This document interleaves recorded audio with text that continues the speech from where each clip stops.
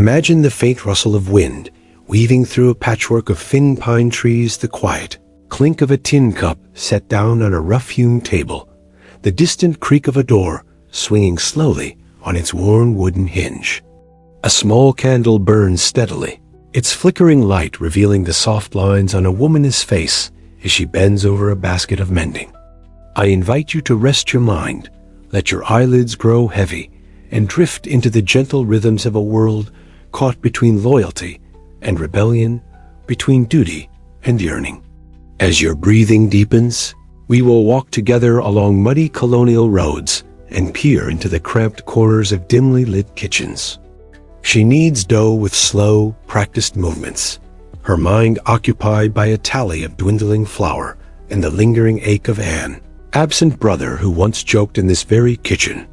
A child sniffs quietly in the corner, rubbing sleep from eyes still too young to understand why each knock at the door sends a ripple of tension through the entire house. We will listen to the hushed conversations that slip through thin walls at night, the faint echoes of hopes and doubts that shape the earliest heartbeat of a new nation. Somewhere, a baker lifts a tray of bread from an oven, the crust breaking open with a soft crackle, like the first break of ice on a winter pond. The smell drifts down the street, momentarily softening the lines on tired faces. Picture the texture of hand-woven linen against your skin, the faint taste of thin stew lingering on your tongue, the steady creak of a rocking chair beneath you as you listen to the crackle of a small hearth fire. But here, it is more like the soft glow of scattered embers, each one a life, a choice, a whispered decision. We will meet not only the generals and riders we know from textbooks, but also the blacksmith who mended the rider's stirrups, the midwife who delivered children between the sound of distant cannons, the merchant who kept both a ledger and a secret code beneath his floorboards. And together, these embers slowly gathered heat until one day they caught and rose into flame. Let yourself settle into these subtle rhythms, the steady heartbeat of those who lived the American Revolution not on battlefields, but in vegetable gardens and in candlelit rooms, in small acts of kindness and in long, restless nights. We will pass through the candlelit drawing rooms where loyalty was measured in sips of tea, and careful glances, and through rough tavern rooms where a careless word could shape the fate of entire families. The smell of ale mixes with the acrid bite of spilled ink, parchment scraps curling at the edges from candle heat. Feel the cool hush of early spring on your cheeks, the faint tremor of old wood beneath your feet. In this space, there is no rush, no battle cries to jar you awake, only the soft unfolding of stories woven into the fabric of everyday existence. Tonight, you are not a spectator but a quiet traveler, a guest in lives long gone, but never truly lost. A woman arranges a small pile of root vegetables on a cloth, her fingers red and cracked from frost. Next to her, a young boy sells soap, his eyes darting nervously toward the British officer inspecting goods nearby. Everyone smiles, but each smile is weighted, hesitant, a thin veil stretched across a trembling heartbeat. Ideas of freedom swirl thickly in the air, exhilarating and terrifying in equal measure. But here, in these smaller, quieter spaces, freedom is not a flag or a slogan. It is a fragile question pressed between calloused fingers. Will tomorrow bring bread or flames?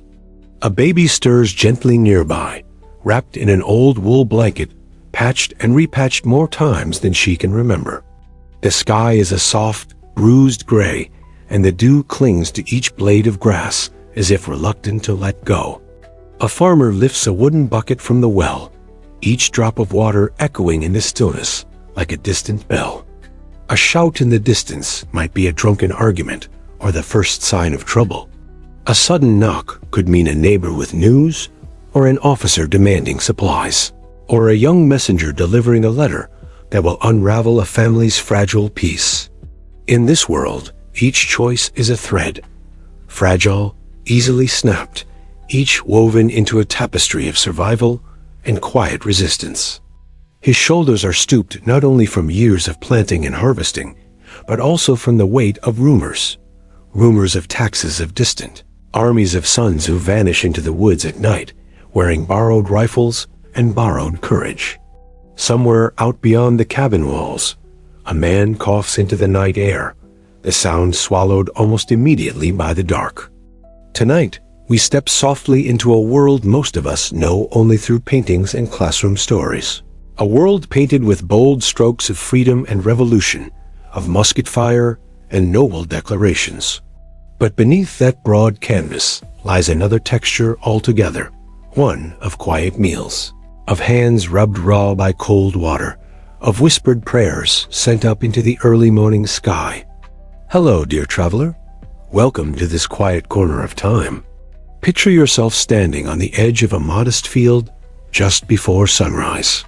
Inside, his wife rubs her hands together for warmth, her breath clouding before her face.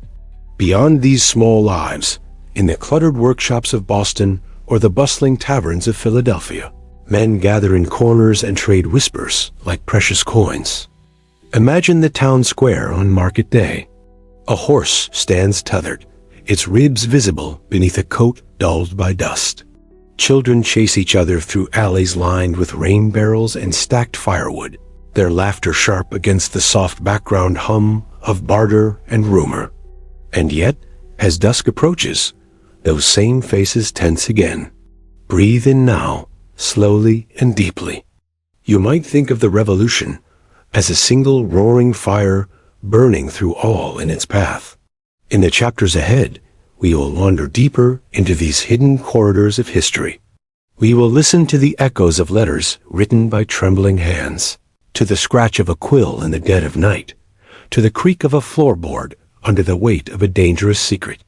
So as you close your eyes, or let them drift half open, imagine yourself wandering softly down a moonlit lane, lined with hedges and the gentle glow of lanterns. Take another slow breath, and let it carry you deeper into this gentle unraveling of time. Welcome to what it was really like to live in the American Revolution. Imagine yourself waking just before dawn, the world outside still wrapped in a thin veil of twilight mist. The room around you breathes with the slow hush of early morning, each surface touched by a soft gray light that settles like a gentle sigh on the uneven floorboards. You pull the woolen blanket closer, feeling its coarse warmth against your skin, each stitch a testament to countless nights spent mending by the hearth. A faint, steady drip echoes in the corner, water slowly leaking from a cracked wooden bucket set by the door. The sound blends into the subtle creak of the rafters above, the groan of old timbers stretching in the cool air, and the distant rustle of chickens stirring in their small makeshift coop outside. Each garment feels heavier than its weight suggests, infused with the weight of daily labor and the silent vigilance of a household perched on the edge of uncertainty. You move toward them, smoothing their hair, pulling blankets up around thin shoulders, offering small murmurs of reassurance. You stir slowly, the wooden spoon moving in measured circles, as if each rotation might summon a sense of order to the day ahead. They eat in silence, spoons scraping softly against ceramic, eyes occasionally lifting to meet yours with unspoken questions. Will Papa return safely from his meeting at the town hall? Will the rumor of new taxes come true? You move among them with quiet care, hands steady and deliberate, your breath mixing with theirs in small clouds that disappear almost as soon as they form. By the scent of drying herbs, by the hush of an approaching storm that lingers like a thought on the edge of words. The yeast is weak from months of careful rationing, the flour stretched thin with whatever scraps could be spared. Still, you knead with steady insistence, coaxing life into each fold, as if each push and pull might knit together the frayed seams of your family's safety.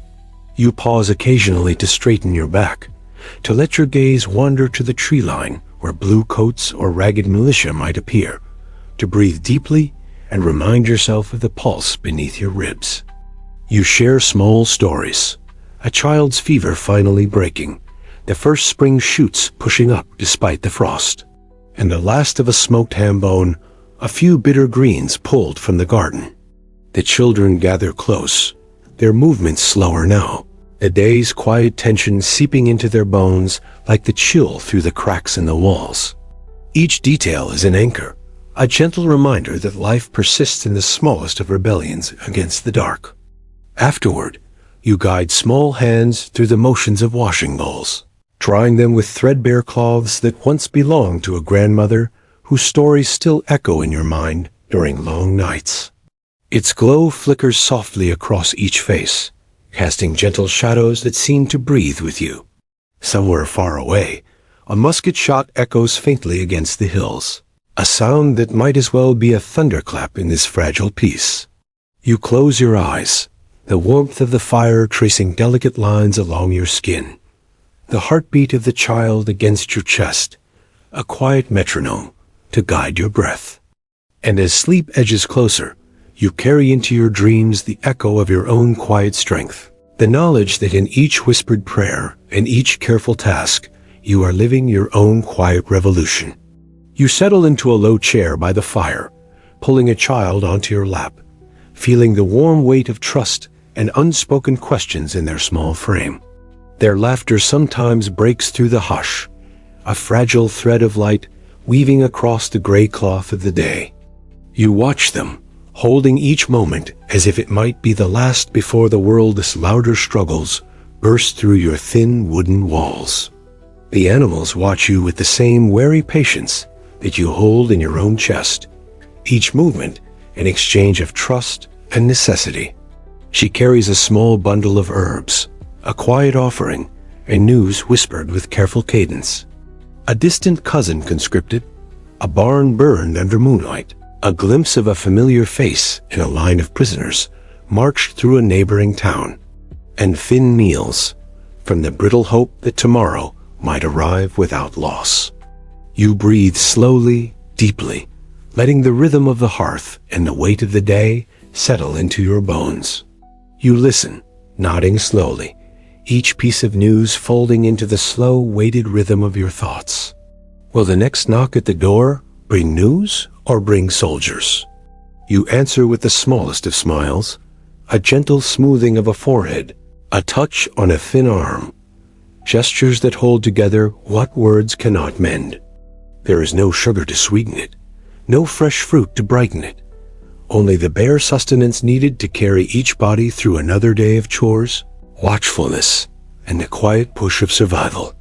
Their eyes half open flicker with sleep and the vague unease that has settled over the village in recent months. Rumors of soldiers marching, of neighbors who have vanished into the woods of distant battles that creep closer with every sunrise. As you tie the final knot at your waist, your fingers hesitate briefly, touching the worn fabric as if it holds an invisible map of every day that has passed.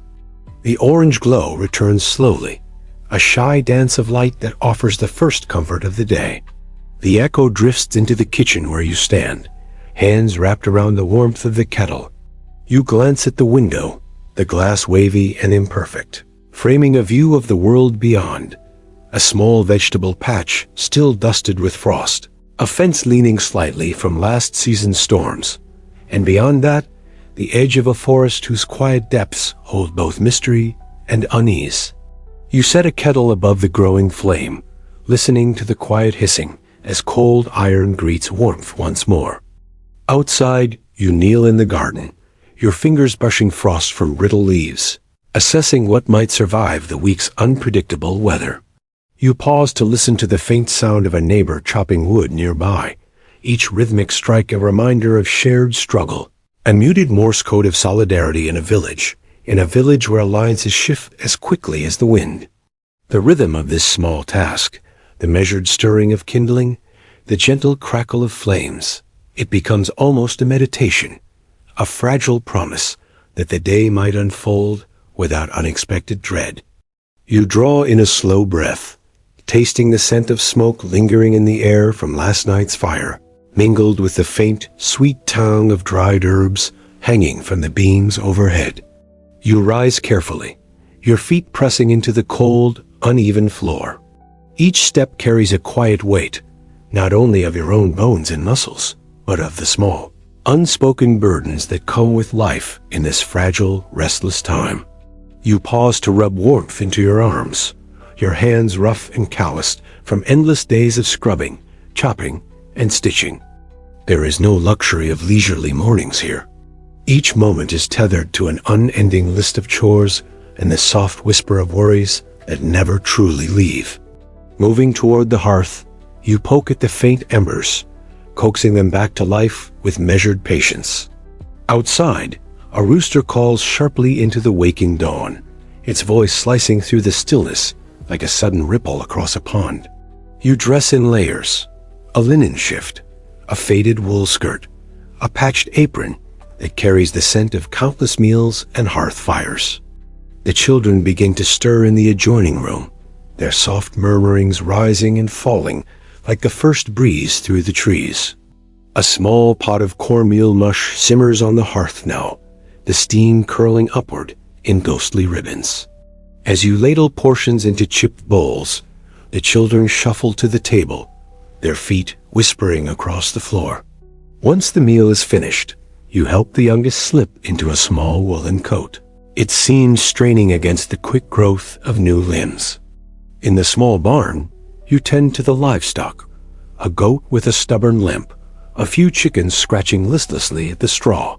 The day inches forward, marked not by clocks, but by the slow dance of shadows across the yard. In the kitchen, you prepare a small loaf of bread, the dough heavy and reluctant beneath your palms. By midday, the children help with chores, gathering kindling, mending small tiers in linen, sweeping the ever-returning dust from the corners of each room. A visitor arrives, a neighbor's wife, her eyes darting toward the road even as she smiles. The two of you stand for a while in the doorway, speaking in low voices, fingers tracing patterns in the dust on the threshold. As afternoon leans into evening, you prepare a simple supper, a thin broth flavored with onion skins you eat together in near silence, the crackle of the hearth filling the spaces between spoonfuls.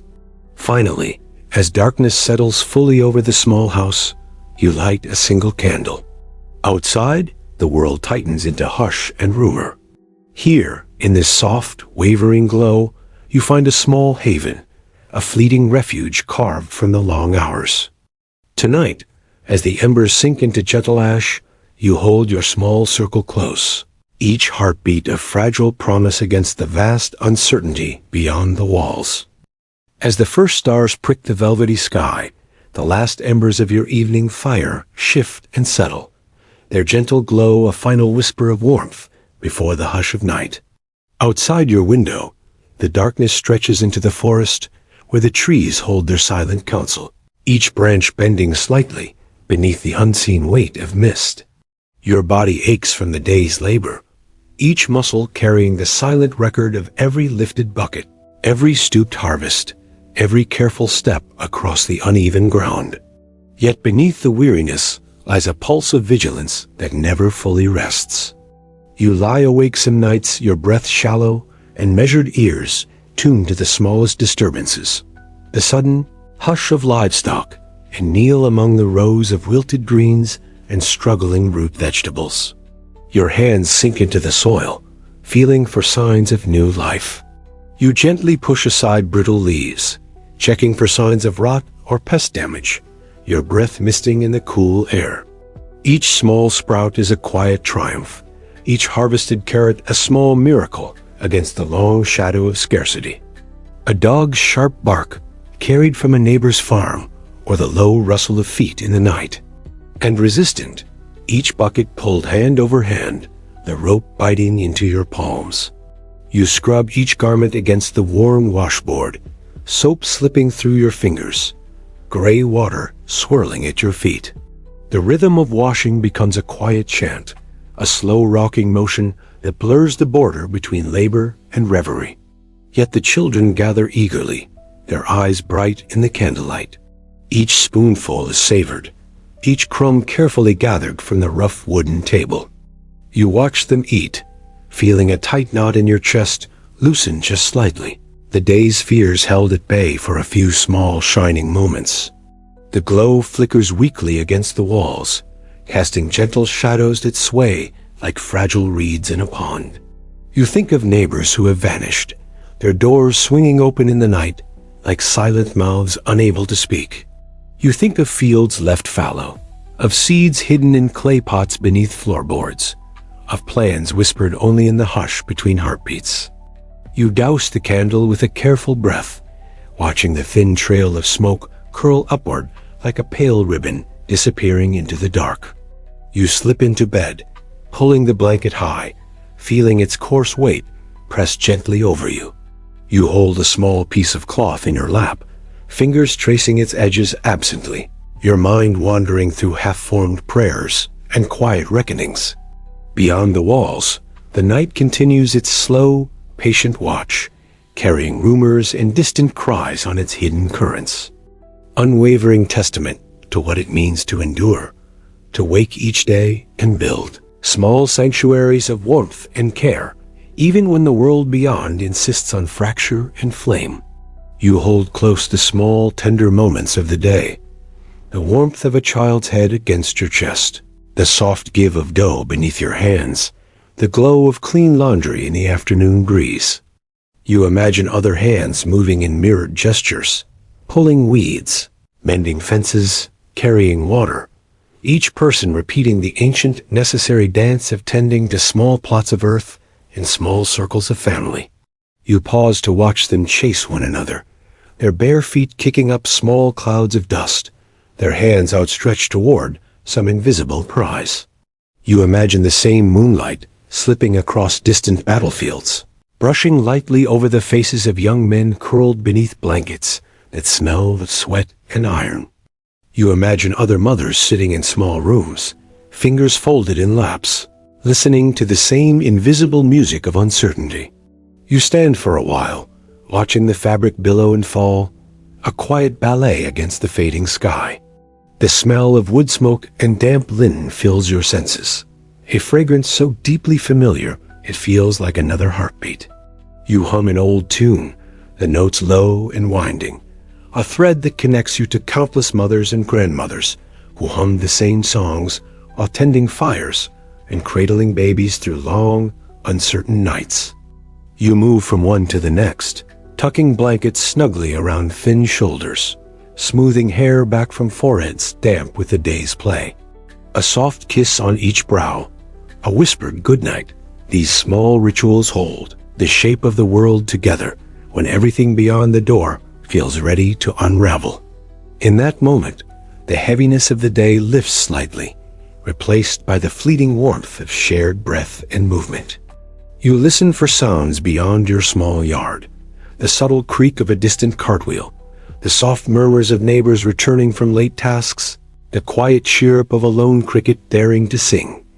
Each stitch is a meditation, a tiny affirmation that even the smallest repair holds the world together a little longer.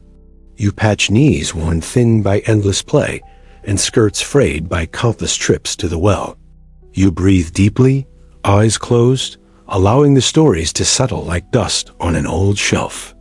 You feel the edges of each worry, the quiet fear that settles behind every door latch and candle flame.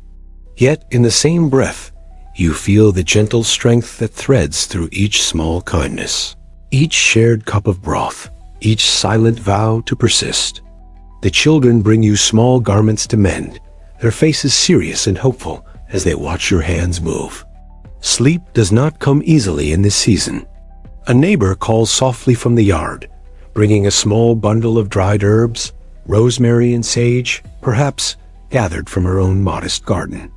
You exchange news in hushed tones. A cousin's farm raided last week, a town meeting disrupted by angry voices, another son gone to join the local militia.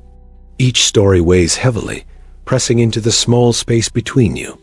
You rise slowly, feeling the familiar protests in your joints, and step into the kitchen where the scent of yesterday's ashes lingers. The hearth must be coaxed back to life, each spark a delicate promise that today, at least, the fragile rituals of survival will continue. You move through the motions of preparing breakfast, stirring a pot of thin porridge, adding a single pinch of salt with reverent care. The children drift in, their eyes heavy, hair tangled from uneasy dreams. In those still hours, you think of the stories you've heard, whispered at market stalls and in the narrow lanes between town buildings. Of neighbors who left under cover of darkness, their houses left eerily empty, hearths cold and ash-gray.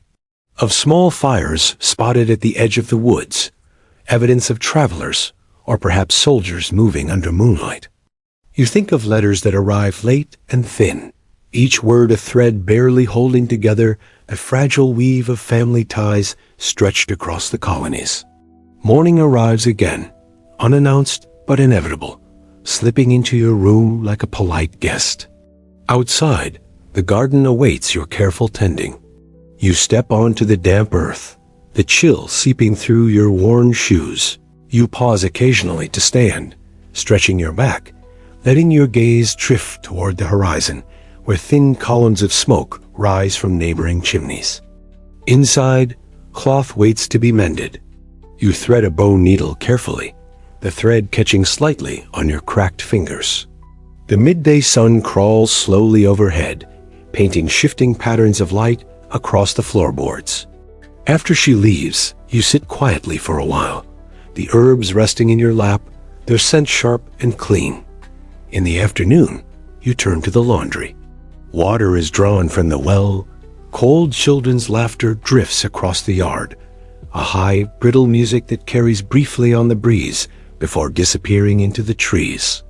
By evening, the clothes are hung in uneven rows, the wind tugging at each sleeve and hem like a curious child. Supper is simpler tonight. A handful of boiled beans, a scrap of bread, a single onion shared between too many mouths. After the meal, you sweep the floor slowly, each stroke of the broom echoing softly through the room. The children ready themselves for sleep, curling into narrow beds, their breaths turning slow and rhythmic. When the house finally falls silent, you sit for a while by the dwindling fire. You think of your husband, perhaps away with a local regiment, his letters growing more sparse as the weeks stretch on. In these late hours, when the world outside sinks into its deepest hush, you find yourself drifting into a kind of waking dream. As the last embers turn to ash, you rise slowly, your limbs heavy and slow, as if moving through water. In the quiet that follows, your breath becomes the only sound, a soft tide washing in and out. And as your eyes close, you carry into sleep not just the ache of survival, but the quiet. As dawn unfolds once more across the rolling fields, it greets you not with fanfare, but with a hushed persistence, as though it has slipped silently over the hills, hesitant to disturb the fragile stillness of your small world. The scent of wood smoke, mixed with the cold sharpness of the early air, wraps around you like an old shawl. Your hands move by memory, arranging kindling, breathing life into a reluctant flame. You watch as they sip, the steam curling around their cheeks, their small fingers wrapped around the bowl's rough rim. In that moment, you feel a warmth that surpasses the simple heat of the meal. The whisper of distant rumors about the scarcity of dye, the price of thread rising beyond reason. A thin chicken scratches beneath the fence, its movements slow and deliberate. You follow the narrow path leading away from the yard, the soil firm beneath your feet, scattered with fallen leaves that curl and crisp like parchment. You find yarrow and plantain, their green fingers reaching skyward in silent appeal. You pause to listen, the words indistinct, but the tone familiar, a blend of fatigue and gentle determination that you have come to recognize as a constant refrain in these times. But the silent tally of each day as small triumphs and concessions. You set the herbs on the table, their colors bright against the pale wood, a fleeting reminder that even in an era overshadowed by conflict and scarcity, life insists on sprouting in small, defiant bursts. You reply with a quiet greeting, your words drifting across the divide like a wisp of smoke. You peel vegetables in the soft light that slants across the room, each motion methodical, the scraps piling into a rough heap. The children hum tuneless songs, their voices meandering like wayward threads through the air. You join in quietly, your own melody low and steady, an undercurrent holding their scattered notes together. The children drift into sleep, their breath rising and falling in gentle waves. You listen to the slow hush of the room, to the soft groan of the rafters, to the tender hush of your own thoughts winding down into the night. You let the slow, patient rhythms of your days carry you gently toward sleep, each moment a soft stepping stone across the vast, uncharted sea of dreams. You slip each stem carefully into the basket, your breath mingling with the soft scent of crushed leaves and damp earth. You snuff the lantern with a practiced gesture, your fingers moving in the half-dark with surety born of countless repetitions. You slip into your narrow bed, the blanket heavy across your shoulders, and listen for the faint, familiar chorus beyond the walls, the rustle of leaves, the far-off bark of a dog, the quiet lullaby of your own slowing breath. You offer a short prayer, your voice steady and low, the words less a plea and more an affirmation of your shared heartbeat. Each spoonful is lifted with reverence, each glance exchanged across the flickering candlelight, a silent testament to the invisible threads that bind you all. You pause occasionally to straighten your back, feeling the quiet protest in your spine, a deep ache earned by countless hours bent to earth and hearth. Its glow spills across the threshold, a soft golden net catching the encroaching dark. You stir the pot with unhurried grace, each swirl a quiet invocation for warmth, for safety, for one more day held gently in your palm. The children set the table, their hands careful as they lay out mismatched plates and roughly carved spoons. You watch them move, the choreography of their small steps, echoing 1,000 unspoken promises to protect, to nurture, to endure. You stand there for a moment, watching the shadows pool and gather at the edges of the yard, the trees beyond dissolving into a single dark tapestry.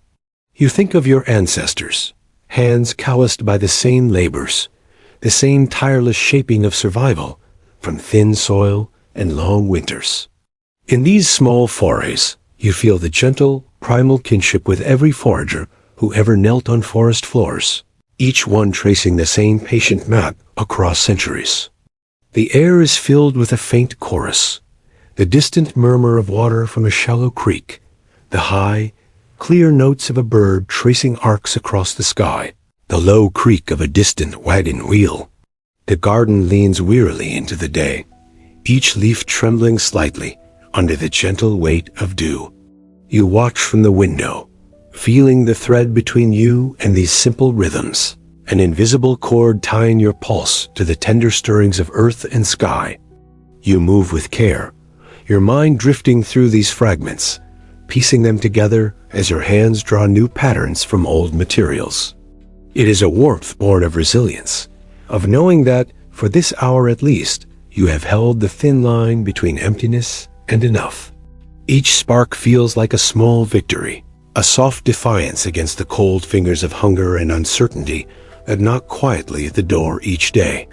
The thin light edges across the floorboards, illuminating the motes of dust that drift lazily through the air, each one a tiny, golden vessel carrying whispers of yesterday's labors and tomorrow's hopes. The thin broth inside carries the echo of every garden row you've knelt in, every herb bundle you've hung to dry, every small, precious scrap saved and remembered. You taste it carefully, the flavor sparse but honest, a reflection of your careful stewardship. The simple frame stands patiently, its threads waiting for your quiet guidance. You seat yourself and reach for the shuttle, sliding it gently between the lines of warp, your fingers steady and unhurried. The loom sings a soft, rhythmic song as you work, a gentle clatter that echoes your heartbeat. Children drift into the kitchen one by one, their feet dragging against the worn floor, eyes heavy with dreams they can't quite recall. The morning calls you to the hearth first. You crouch low to coax the faintest orange glow from the ashes left behind. Nearby, a small pot simmers slowly, You ladle the broth into wooden bowls, each serving a delicate equation of fairness and necessity. Once the bowls are set aside, you move to the loom in the corner of the room. Each thread carries a story. A neighbor's trade of wool for potatoes, the memory of a child's coat, mended one winter too many. Outside, the small yard hums with its own quiet life. By midday, you step outside with a woven basket in hand, the handle smoothed by countless journeys to the fields and forest edges. You bend to gather wild herbs that push shyly through the undergrowth, each one a tiny defiance against frost and footfall.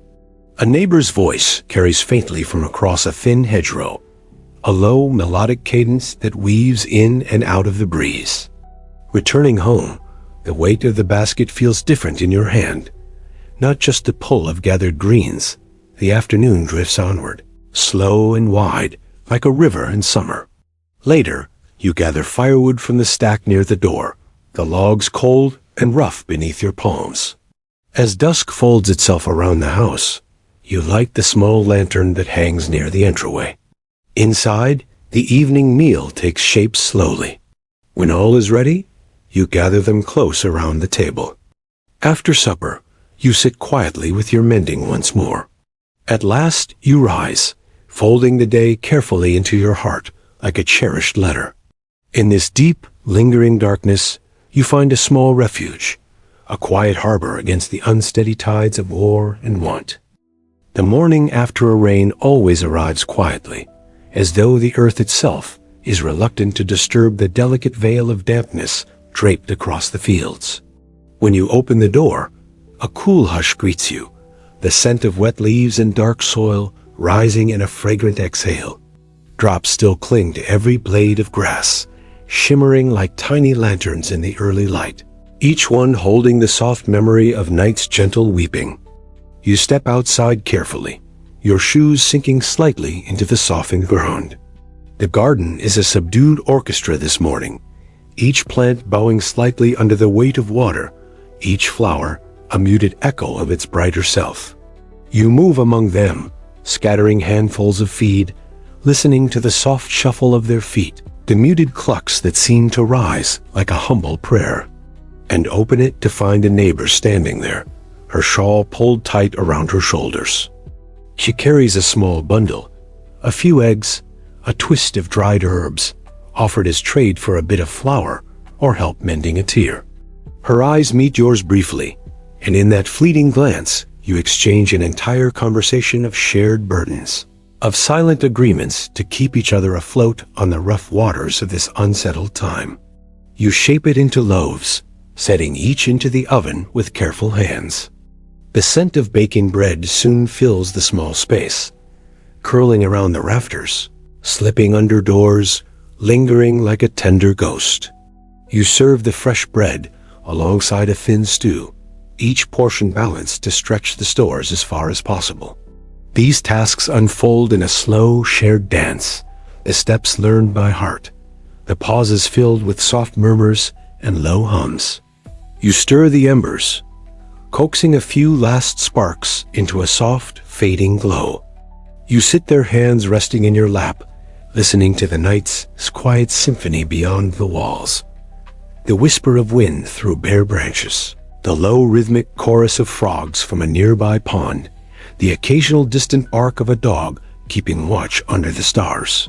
You close your eyes and drift, carried softly by the unbroken rhythm of your own quiet courage. And beyond the fragile walls, the world turns on, waiting for the morning's tender invitation to begin again. The children move sleepily, their limbs heavy with the slow bloom of rest. You trace each small victory, the unburned loaves, the gentle laughter at the table, the neighbor's shared confidences, and you tuck them carefully into the quiet spaces of your heart.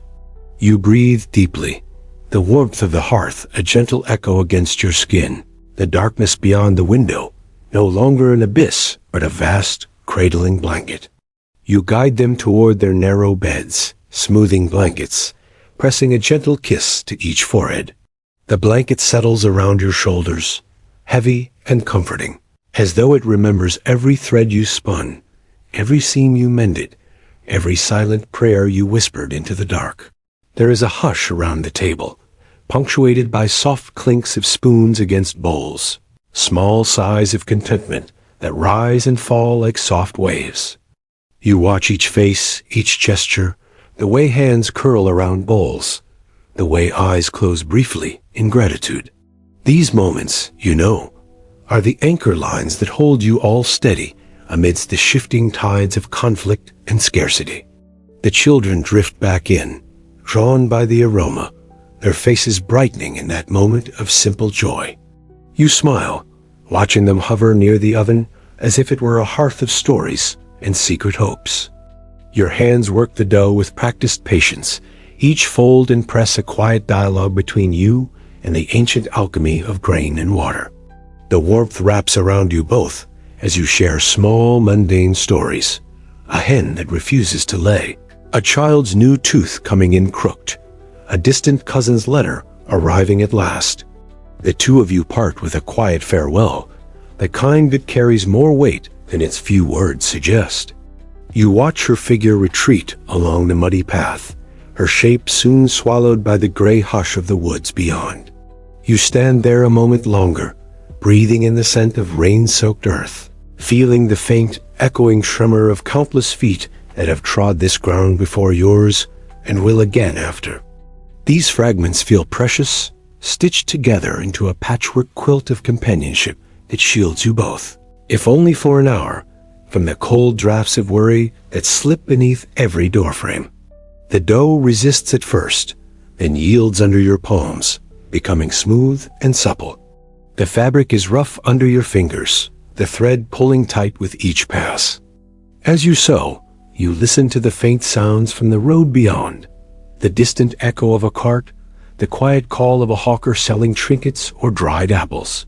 Each sound is a small ripple across the surface of your quiet pond, reminders of a larger world turning beyond your small circle of fields and hearth.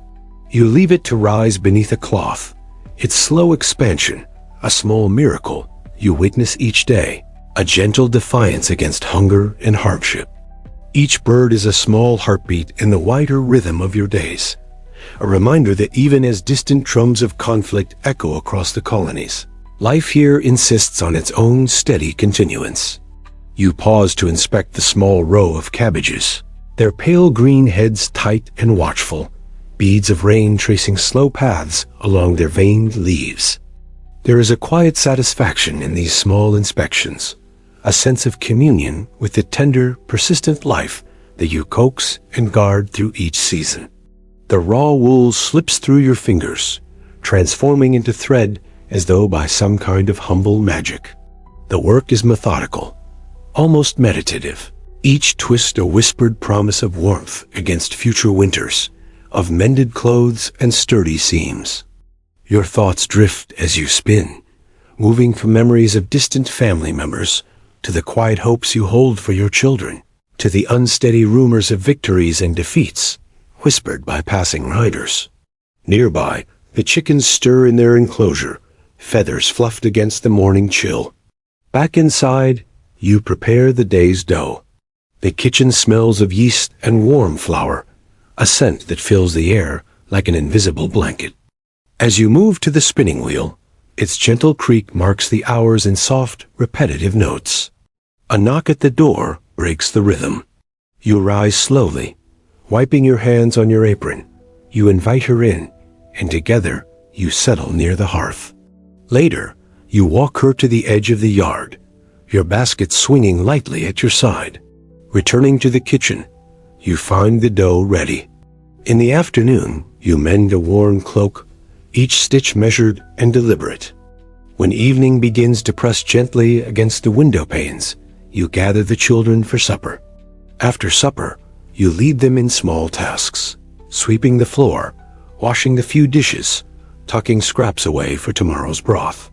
Once they are asleep, you return to the hearth. In these final moments before your own sleep, you hold the day like a fragile, flickering lantern. As you finally rise and slip into your narrow bed, you feel the gentle pull of sleep reaching for you, like an old friend. In that final exhale, You are not just a figure caught in the endless churn of history. You are a tender, enduring note in the larger song of your time. Imagine, if you will, the quiet of a pre-dawn room. A single candle flickers in the corner, its flame swaying like a small, nervous heartbeat against the draft that curls under the door. You are sitting at a small wooden table, the surface pitted and marked by countless meals and quiet letters. Before you lies a quill, an inkwell half empty, and a single sheet of coarse paper waiting patiently beneath your steadying hand. Outside, the first hints of morning color the horizon in gentle washes of pale rose and lavender. The world is not yet fully awake. The silence carries a fragile, almost sacred hush, as though it holds its breath, waiting to see whether today will unfold as another ordinary day or something altogether different. It arrived like the slow accumulation of rainwater in a barrel, each drop small, almost imperceptible, until one day the surface trembled just before spilling over. One morning, Thomas rose before dawn, like today, and felt the unmistakable weight in his chest, as though an unseen hand pressed gently but firmly upon his heart. He moved through his chores with a kind of reverent slowness, pausing often to rest his hand on the fence post. Each step carried 1,000 quiet echoes, the footfalls of ancestors who had come seeking new worlds. There were no triumphant fanfares here, no bold banners snapping in the wind. Only men with lined faces and tired eyes, carrying old hunting rifles and borrowed powder horns, their expressions shaped more by duty than by anger. The murmured prayers of those who had tilled these same fields under indifferent skies, the steady pulse of his own heart calling him forward. The air carried the sharp, bright scent of pine and the distant echo of a woodpecker hammering high above. Someone told a quiet joke, and a few chuckles slipped free, sudden and surprising, like small birds startled into flight. Yet beneath the physical discomfort thrummed a quiet, persistent resolve, a sense that even in this uncertain, dangerous path, he carried within him the quiet fields, the soft hush of morning light upon the orchard, the small warmth of a loaf of bread shared at the table. In these moments, Thomas felt the shared burden settle around them like a great, invisible cloak. He imagined his wife kneeling in the garden, fingers sinking into the dark, forgiving soil, his children gathering eggs with small, eager hands, the gentle curve of smoke rising from the chimney as supper simmered slowly over the hearth. These images did not weaken him. Rather, they wove a soft, enduring armor around his heart, a silent vow that no matter the hardship, he would carry them with him as surely as he carried his rifle and powder horn. In these small exchanges, he saw the fragile threads that held them together, the shared longing for safety. The path ahead remained uncertain, shadowed by the looming specter of battles not yet fought and losses not yet counted. Yet within him glowed a steadfast ember, a simple flame of resolve lit not by anger or vengeance, but by the gentle, unassuming courage of a man who understood that sometimes the greatest bravery is found not in the loud clamor of grand speeches, but in the soft, steady beating of an ordinary heart choosing to endure. The stubborn hope for a future beyond this conflict, the simple stubborn will to stand beside each other, no matter the outcome. Thomas kept his gaze forward, allowing the slow, steady rhythm of steps to anchor him. Behind every footfall lay the memory of home, the warm glow of the hearth at twilight, the soft murmur of his wife's prayers as she spun wool by candlelight, the bright, irrepressible laughter of his children, chasing each other through the orchard. It was a weight that none had asked for, yet all accepted with the solemn dignity of those who understand that some moments call not for loud declarations, but for quiet, unwavering presence. Birds stirred in the hedges, their low trills weaving through the air like gentle threads of encouragement. To watch the pale mist curling across the fields, to listen to the quiet music of the world he loved. A man who never imagined himself more than a careful steward of his land, a quiet companion to his wife, a patient teacher to his children. She listened without interruption, her fingers knotting and unknotting the edge of her apron. When he finished, there was no outburst, no trembling tears. Only a slow nod, a long exhale, and the quiet understanding of two souls bound together by more than fear or necessity. In that moment, they shared a silent vow that no matter the shape of the days to come, they would hold each other close in memory and in hope. And Thomas, like so many, felt the tremors of that distant thunder echoing down his own narrow lanes. He packed a modest satchel, a piece of bread, a hunk of cheese, a strip of dried venison, a folded letter from his wife tucked neatly inside. He dressed slowly, fingers pausing on each button, as though every fastening was a small, solemn farewell to the person he had been. His children slept in the corner room, their dreams soft and untouched, their chests rising and falling in steady, trusting rhythm. He allowed himself a single lingering moment at their doorway, memorizing the slope of each small shoulder, the tangled curls upon their pillows, the half-smiles that flickered across sleeping faces. At first, it arrived as whispers over fence posts and at market stalls, as stray pamphlets folded into pockets, as half-remembered arguments traded over barrels of cider. Words like liberty, tyranny, rights, they arrived heavy and unwelcome, like a sudden frost upon spring blossoms. A man who found contentment in the rhythm of plowed fields, the measured rise of seedlings, the soft, contented cluck of hens at dusk. His life, until recently, had been an intricate tapestry of small labors and shared silences, each thread carefully woven with humility and intention. You breathe deeply, the air cool and slightly sweet with the scent of distant orchards. This is the world of Thomas, a farmer turned reluctant patriot. He turned them over in his mind slowly, like small stones in a stream, each revolution smoothing their edges until they were almost bearable. He did not seek speeches in the town square, or travel to hear great orators. Instead, he listened in the quiet pauses of daily life, the soft murmur of his wife as she worried over supplies, the inquisitive questions of his eldest son, asking why the price of salt had doubled, the trembling voice of a neighbor who feared soldiers might come for his livestock in the night. But these are times when history leans in close, when the quiet edges of life are abruptly frayed by the loud, urgent hands of conflict. Thomas did not rush toward these words with the zeal of some of his neighbors. The decision to join the local militia did not arrive in a single thunderous moment. He spoke to his wife at the kitchen table that evening, his voice low and unhurried, each word laid carefully, as though building a small shelter from the storm to come. The morning he left, Thomas rose before the rooster, his breath curling in small, steady clouds before him. Outside, the path to town was still cloaked in shadow, the ground soft beneath his worn boots. As he approached the gathering point, he saw other figures emerging from the gloom, each one carrying the same hesitant posture, the same slow gait that betrayed both resolve and quiet fear. They greeted each other with brief nods, small, awkward pats on shoulders, the kind of gestures that say more than words ever could. The march began with little ceremony. They moved in a long, ragged line, boots scuffing up small clouds of dust, breaths misting into the pale dawn. At midday, they paused in a small clearing, leaning against tree trunks, sharing pieces of bread and sips from battered canteens. Thomas listened more than he spoke, watching the others as they shifted and sighed, as they inspected their weapons with nervous fingers, as they stared into the canopy overhead as though searching for some hidden sign.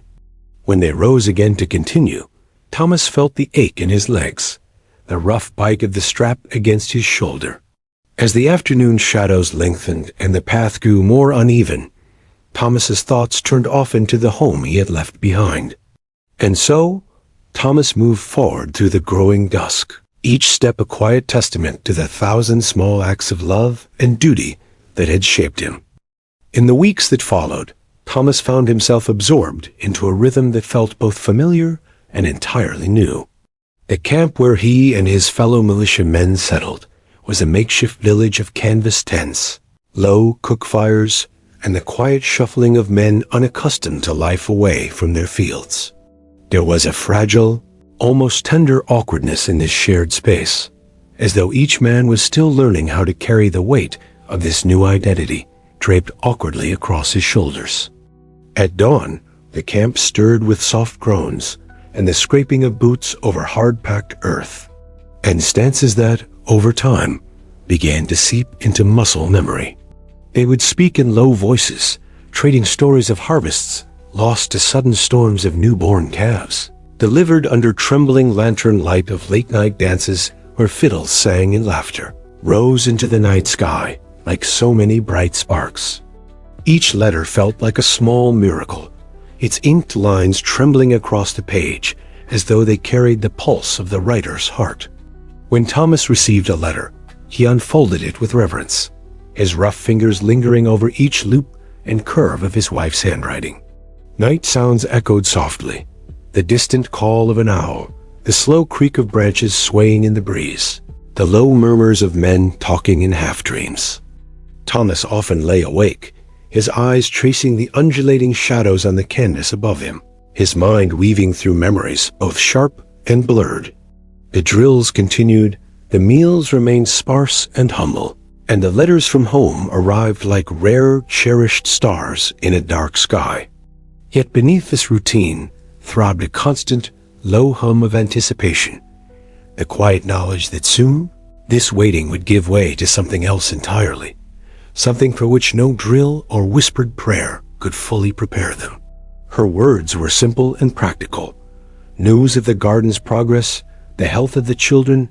He thought of the evenings by the hearth, of the shared silences that spoke more deeply than any words. Thomas carried with him a simple truth, that the quiet strength of a man is not measured by the loudness of his declarations or the sharpness of his blade, but by the steady, unwavering beat of a heart that chooses, again and again, to love, to endure, and to return home, even if only in dreams. And in that moment, standing alone among the birches, he felt a soft, steadfast warmth rise within him, a warmth that would not falter, even as the coming dawn brought with it the long march into the unknown. One man would hum a lullaby, another might whisper a prayer, and slowly, almost imperceptibly, these quiet sounds would merge into a soft, shared hymn to survival. In these moments, Thomas felt the deep pulse of connection, a thread that wound through each heart, binding them together in a tapestry of unspoken hopes and unyielding resolve. He moved through each day as though each moment was both a farewell and a promise, each breath a small act of devotion to the world he had left behind. He tended to his musket with the same careful precision he once reserved for pruning fruit trees, each motion a gentle declaration of his unwillingness to surrender to fear. The mending of a neighbor's roof, yet each sentence shimmered with quiet, love a soft assurance that even across the miles, their lives remained stitched together. These stories flowed softly, stitched together by pauses and gentle nods, their edges worn smooth by the shared understanding that each telling was both a balm and a small rebellion against the encroaching darkness of war. Thomas found solace in the repetition, in the way each movement allowed his mind to slip away into the gentle corridors of memory. The path curved gently through a stand of young birches, their pale trunks gleaming like quiet sentinels in the fading light. He paused there, his hand resting against the cool, smooth bark, and listened to the murmur of wind threading through the leaves. In that hush, he felt the deep echo of his own heartbeat, the quiet certainty that though the days ahead would be marked by hardship and loss, he would carry forward with the same patient resolve that had always guided him. And shadow across the ground, his fingers absently twisting a small strip of cloth his wife had tucked into his satchel. This cloth, faded and frayed at the edges, carried the faint scent of lavender and hearth smoke, a tiny remnant of a world that now felt both impossibly close and heartbreakingly distant. In quiet moments, he would press it to his lips, a gesture as tender and necessary as drawing breath. As he raised and lowered his musket, he sometimes imagined He was lifting a heavy basket of apples, or drawing water from the well, or guiding a horse along a furrowed row. Each imagined moment tethered him to the land he had left behind, a quiet anchor amid the relentless uncertainty of this new world.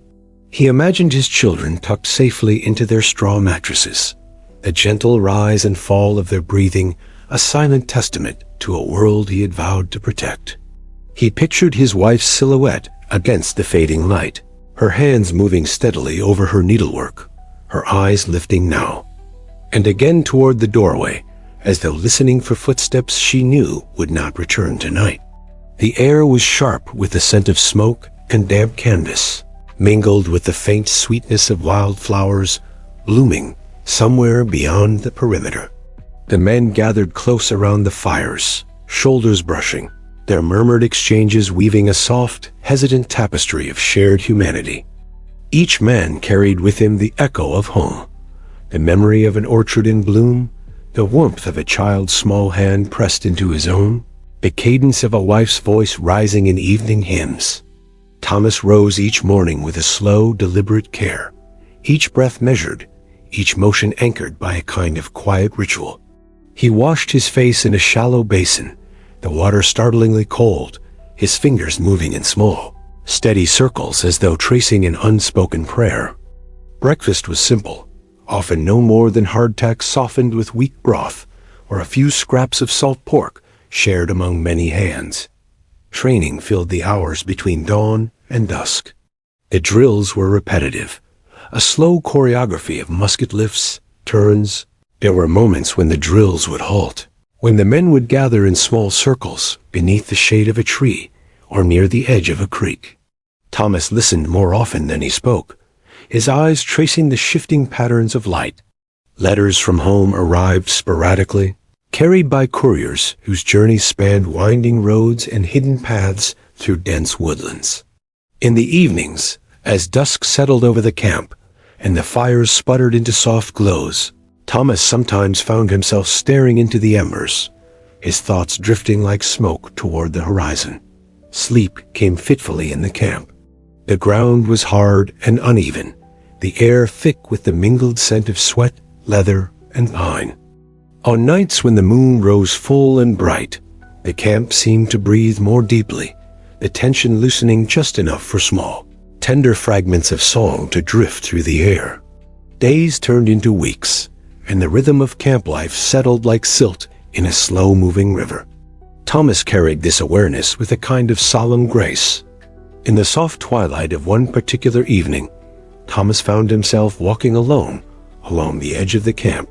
He thought of the furrows waiting to be plowed, of the orchard branches heavy with the promise of spring fruit, of the small hands that would someday grow strong enough to take up the work he had begun.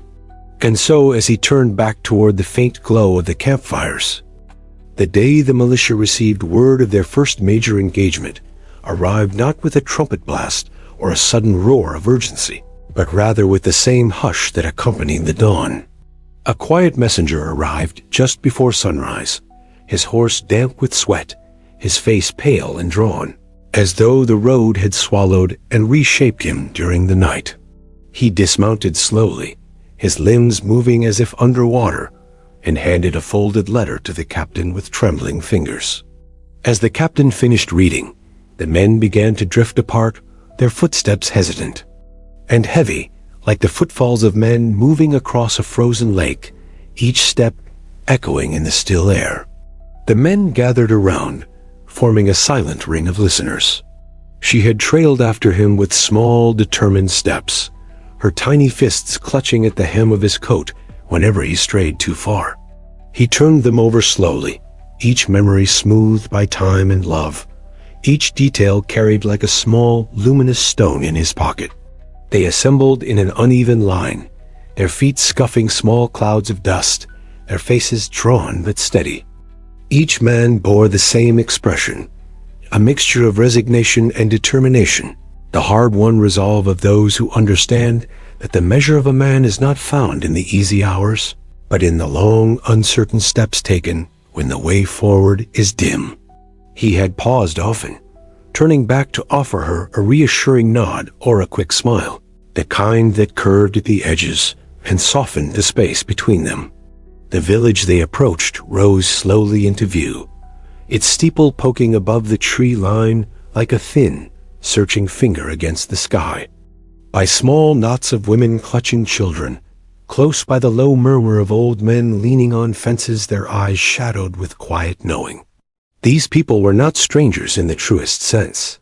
They were echoes of his own village, reflections of his own family, mothers smoothing back damp hair from small foreheads, fathers tightening straps on carts, young girls peering curiously from doorways, their eyes wide and bright. The boy's eyes were wide, his cheeks flushed with the soft bloom of late summer. A soft, wavering note drifted into the evening air, as fragile and fleeting as the hush before a storm. Thomas felt his chest tighten, a slow warmth blooming behind his ribs, and he closed his eyes, letting the melody wash over him like a soft, cleansing rain. It rose, faltered, and then rose again, a gentle, uncertain melody that seemed to weave itself into the golden light around them. Thomas watched him disappear into the twilight, his heart carrying the soft echo of that note as a quiet benediction for the journey ahead. In his hands, he clutched a small wooden whistle, its surface smooth and worn from countless hours of play. Thomas settled in among his companions, the scent of bread and hearth smoke still clinging softly to the air. Quiet pulse of a life, held together by small acts of love, by fragile threads of hope, by the soft, enduring music of a boy's whistle carried on the breeze.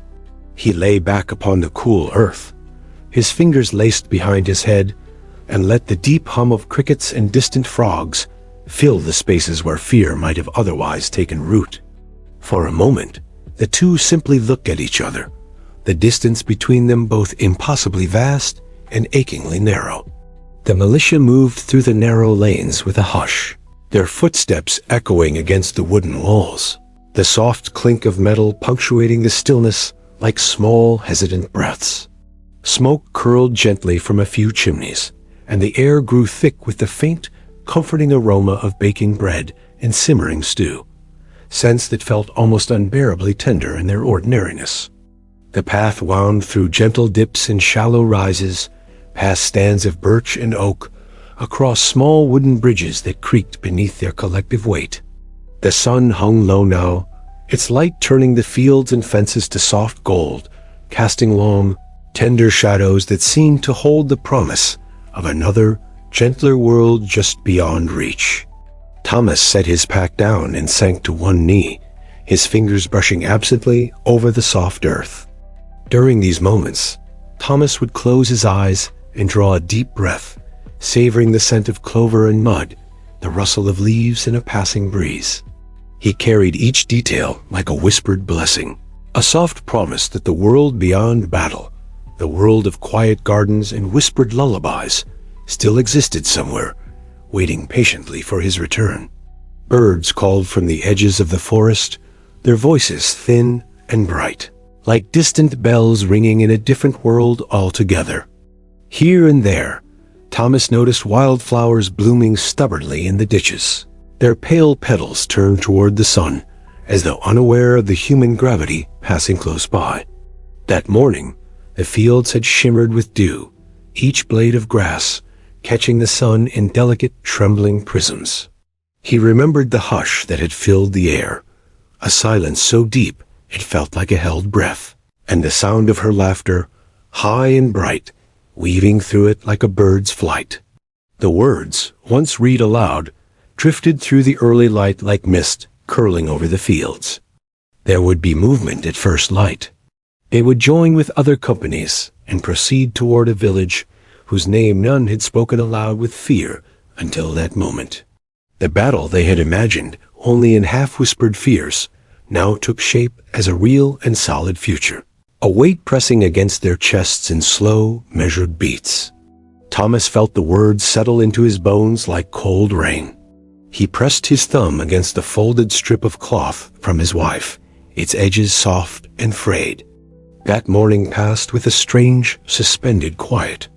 Breakfast was eaten without chatter, each man lost in the small landscape of his thoughts. Fingers moved mechanically over buckles and straps. Powder horns were checked and rechecked, muskets cleaned and assembled with a slow, almost reverent precision. Each motion felt less like preparation for battle, and more like a series of farewell rituals. The final sweep of a blade across a sharpening stone, the last soft tug at a frayed cuff, a silent prayer shaped in lips too tired for words. Thomas sat for a time apart from the others, his back against the rough trunk of an oak. Overhead, the branches moved gently, their leaves catching the first blush of morning light. He listened to the small sounds that rose and fell around him. The rasp of a file against metal, the muted sigh of a man staring into his palms, the soft creak of leather stretched tight across a musket strap. The air smelled faintly of pine resin and ashes, a scent that wrapped itself around his memories of home, the way the fire snapped in the hearth on cold evenings, the bright pitchy sweetness that rose when he split logs in winter. In this quiet, Thomas let his mind wander to a morning years before, when his youngest daughter had insisted on following him out to the fields. These recollections arrived in Thomas's mind as gifts, quiet lanterns to guide him through the gathering dusk of his thoughts. As the sun climbed higher, the captain called the men to order. They moved out in slow, deliberate formation. Every so often, the line would pause. A man would adjust his pack, shift his musket, or rub at a sore spot on his shoulder. They marched through the afternoon, their shadows growing long and wavering across the path ahead. As they entered the village, they were met not by fanfare or cheers, but by wary eyes peeking from behind shutters.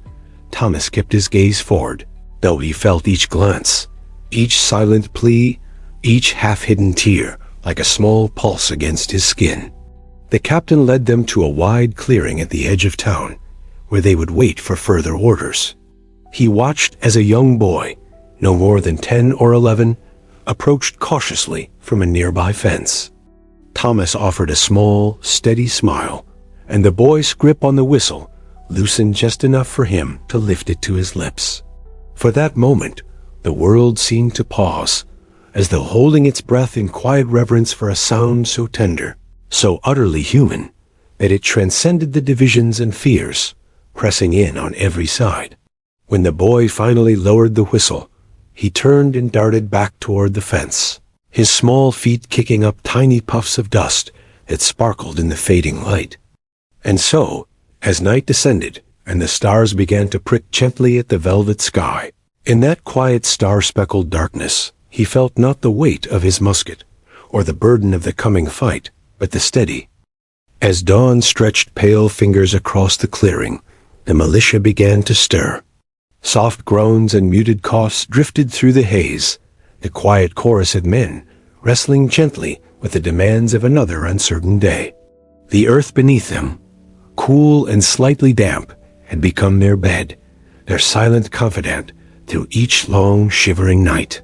Thomas sat up slowly, rolling his shoulders to ease the stiffness that had settled there like an old friend. Around him, the village remained hushed, as if the houses themselves held their breath. Wisps of smoke began to curl from a few chimneys, tracing thin gray lines into the waking sky. Elias was one of the youngest among them, his face still bearing the softness of boyhood.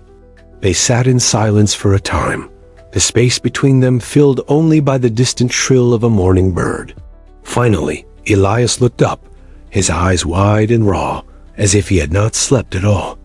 The letter in his hands trembled slightly, the ink smudged where his fingers had pressed too hard, as though trying to anchor himself to each word. She writes that the trees are blooming early this year, that the bees are fat and lazy with their work. I believe the world beyond us moves in ways we cannot always see, he said at last, his voice calm and steady. But love, true love, leaves roots deeper than any storm can reach. One by one, others picked up the melody, their voices low and tentative at first, like shy birds testing the morning air. For a few moments, they were not soldiers or patriots or rebels. They were simply men, sons, fathers, brothers, Lovers, each holding close the small, tender pieces of home that kept their hearts beating in rhythm with something larger, something quieter, and infinitely more enduring than war. The song wound its way through the ranks, wrapping them in a soft cocoon of shared longing, each note a thread stitching their frayed spirits together. He looked down at his hands, at the fine tremor that danced along his knuckles. He flexed his fingers slowly, deliberately, as though reminding them of the simpler tasks they had once performed, weaving a child's hair into braids and shot, but also the invisible burden of every orchard, every pie, every lilac bush waiting somewhere beyond the smoke. He let his mind drift briefly to the scent of wood smoke curling beneath a starlit sky, to the hush of his wife's voice in the dimness of a winter morning, to the warmth of small bodies huddled close beneath a quilt. Each memory flickered like a lantern along a darkened path, small yet steadfast, each one a silent vow that no march, no battle, no empire could ever truly erase. As they began to march, the soft crunch of gravel beneath their feet became a shared heartbeat, the slow, steady rhythm of men moving toward a horizon they could not see, guided only by the fragile light of love held deep in the marrow of their bones. Of sweet pies and gentle songs, of all the countless small radiant things that made them more than a uniform, more than a musket, more than a cause. They moved as men, fragile and fierce, each carrying within him the quiet, pulsing echo of home. Guiding a plow through rich soil, shaping small figures from scraps of wood by the evening hearth. He carried new orders in his hand, though the paper might as well have been carved from stone for the weight it carried. The men turned to listen, their eyes following the captain's every movement with the quiet, resigned attentiveness of those who know they are stepping into a storm yet cannot turn back. Even if branches break or blossoms fall, the roots remain. There would be no grand strategies or sweeping maneuvers, only the slow, grinding measure of musket fire and the echo of shouted commands carried away on the wind. The orchard will wait for you, Elias. Perhaps not exactly as it was, but in spirit, it will be there.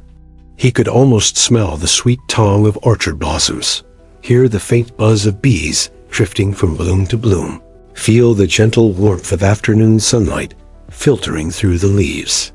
He rose shakily, his gaze catching Thomas's for a fleeting moment, a silent exchange of courage, of gratitude, of the quiet understanding that no words could fully contain. He paused, his gaze dropping back to the letter. She writes of pies cooling on the sill and the smell of lilacs by the window.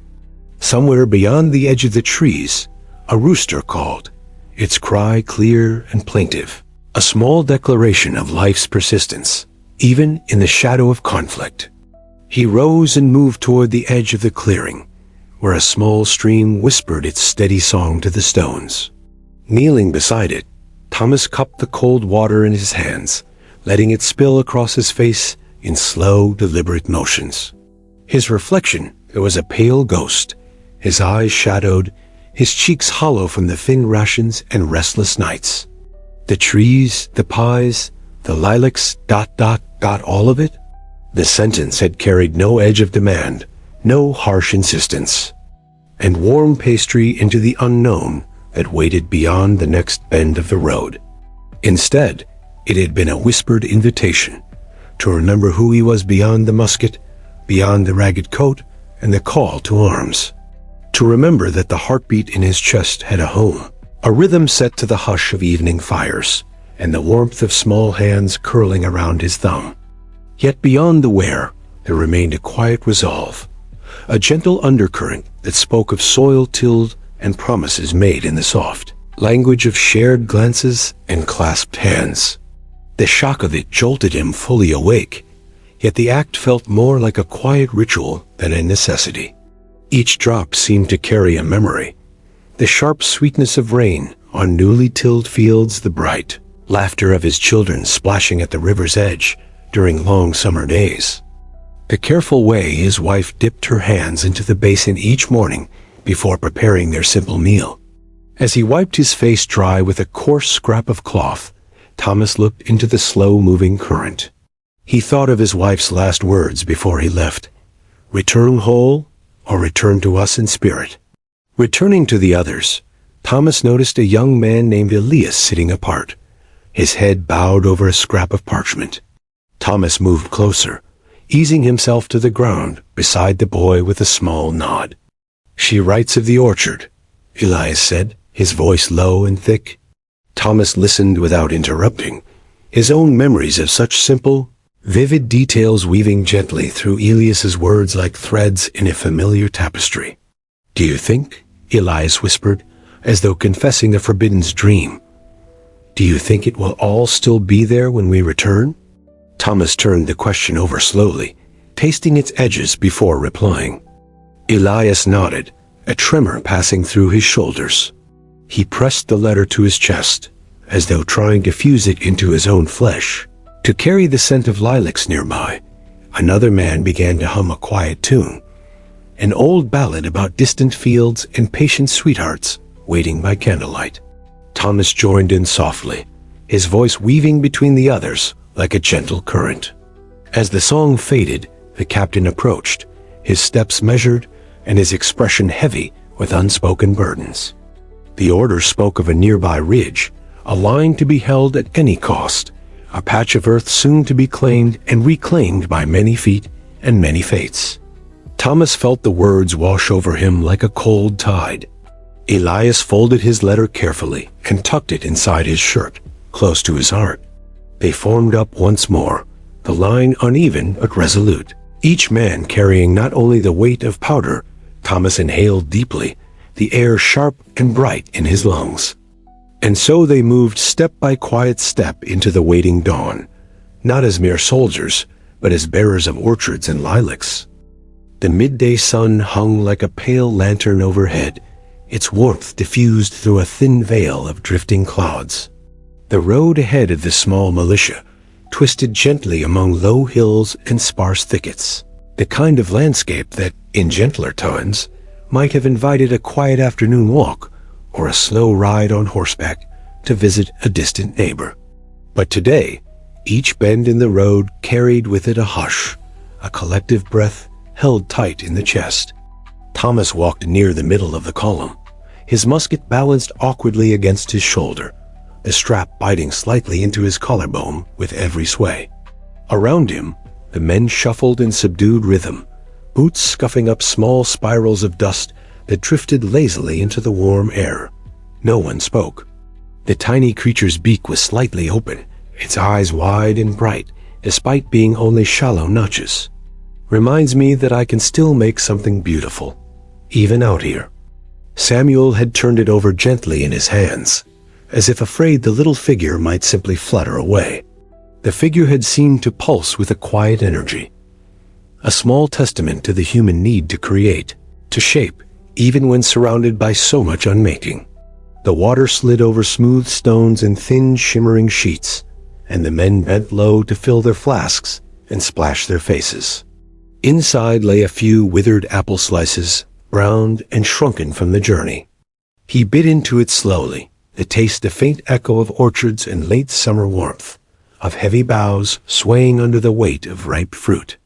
The light began to thin, casting long shadows that pooled beneath their feet and stretched away toward the horizon, as if urging them to remember where they had come from and what still awaited beyond the haze of musket smoke and shouted orders. He closed his eyes for a moment, letting the flavor bloom quietly on his tongue, letting it remind him of small joys, the sticky sweetness running down a child's chin, the rustling laughter beneath apple branches, the simple hush of twilight meals shared beneath a fading sky. The men moved among the trunks with a kind of hushed reverence, each choosing a spot with slow deliberation, spreading thin blankets over the leaf-strewn ground. Thomas found a hollow between two gnarled roots, its contours just wide enough to cradle his shoulders. He saw again the shape of his home rising through morning mist, the silhouette of his wife brushing her hair in the pale glow of dawn, the small, decisive movements of his children chasing each other across dew-laced fields. Beyond the ridge and the waiting gunpowder lay 1,000 unknown mornings, each one shaped by hands he could not yet see, each one waiting for footsteps he could only imagine. Tomorrow would come as it always did, with its sharp edges and heavy burdens.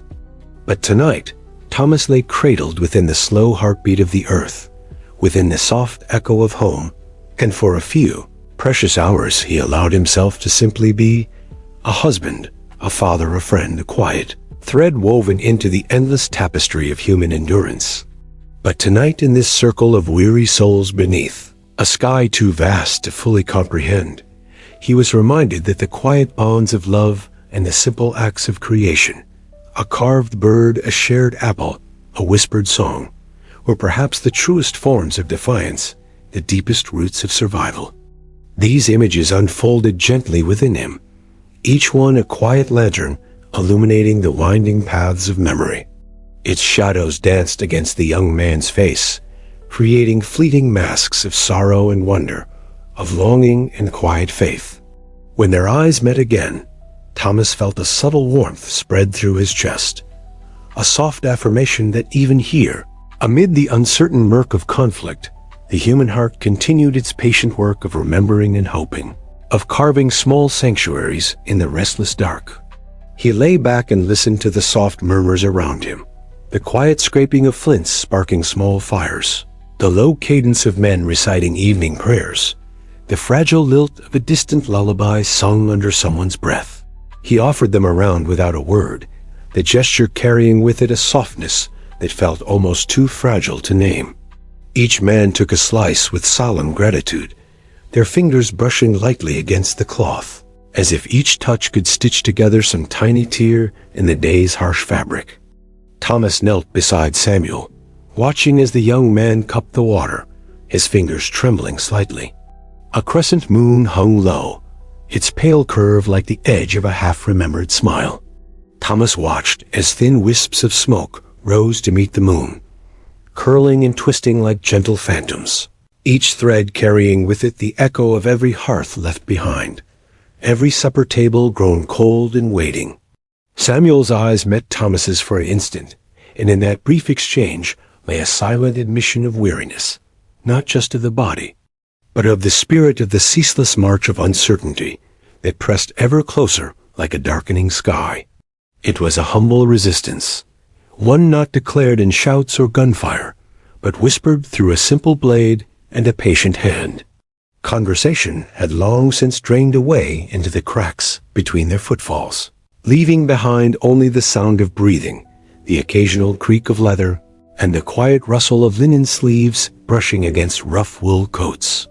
The fields beyond the trees lay silent, their furrows empty or sown hastily in the hurried weeks before the men were called away. Some patches bore the pale green haze of new shoots, others only the crumbling stubble of last season's corn. Each furrow seemed to carry its own story, of hands that had once turned the soil with hopeful care, of small seeds pressed gently into dark earth with murmured prayers for rain and gentle sun.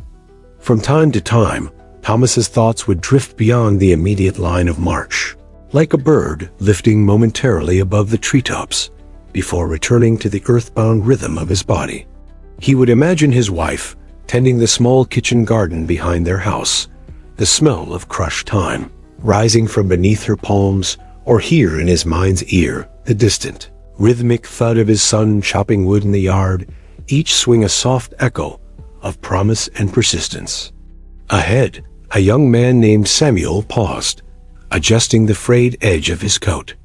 He was the son of a carpenter, his face lightly freckled, with a quickness in his step that had not yet been entirely tamed by the long marches and lean suppers.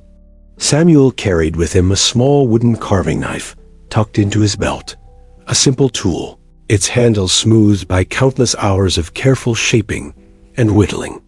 One evening by the campfire, Samuel had shown Thomas a small figurine he was carving from a slender branch, a bird, its wings half unfurled, as if caught in the very moment of flight. "This," Samuel had said, his voice soft as the flicker of flame against his face. Thomas had nodded then, his gaze lingering on the delicate curves and grooves of the bird's wings. As they continued along the winding road, Thomas noticed the faint shimmer of heat rising in waves from the earth, distorting the line of trees in the distance until they looked like ghostly sentinels guarding some hidden truth. At a bend in the path, they paused for a moment to drink from a narrow brook. Beside them, another man, John, a wiry figure with a quiet presence, unfolded a small scrap of cloth. Thomas held his slice carefully, studying the pale curve and the way the fading sunlight caught along its edges. When they rose to move again, the men did so with measured reluctance, as though each step forward pulled at unseen roots tethered to places far gentler than this road. As dusk settled, they reached a small stand of trees where they would make camp for the night. Above them, the sky turned to a deep indigo, pinpricked with the first hesitant stars. Samuel sat nearby, turning his small wooden bird slowly in the firelight. As the last embers of conversation drifted away, and the men curled into themselves against the chill, Thomas allowed his mind to wander. In that final hush before sleep, Thomas felt the soft weight of his own breath, the slow, tidal rhythm of his heart. And so he drifted, the darkness folding around him not as a threat, but as a familiar blanket, woven through with the quiet murmur of distant crickets and the soft rise and fall of the breath beside him. As the pale dawn pushed gently against the edges of night, imagine yourself stepping into a small, cluttered room filled with the scent of old paper, beeswax candles, and the faint trace of damp wood. Here, amid bundles of yellowed letters and careful stacks of fragile artifacts, a scholar sits hunched over a rough-hewn desk. His fingers, ink-stained and patient, move slowly across a delicate scrap of parchment, tracing faded lines of handwriting that once carried urgent whispers across dangerous distances. These letters, some written in cramped, hurried script, others in the practiced, looping strokes of educated hands, formed a quiet but vital artery in the body of the American Revolution. They were more than ink on paper. They were lifelines, invisible threads that stitched together distant colonies, unified scattered spirits, and carried secret messages between friend and stranger alike. Inside, travelers gather around wooden tables, their voices low and guarded. Beneath their casual toasts and passing jokes lies a delicate game of watching and listening. In the attic, beneath rough beams and bundled herbs, sits a small wooden box. Inside are scraps of paper, cipher wheels, and tiny vials of invisible ink made from crushed walnut husks and vinegar.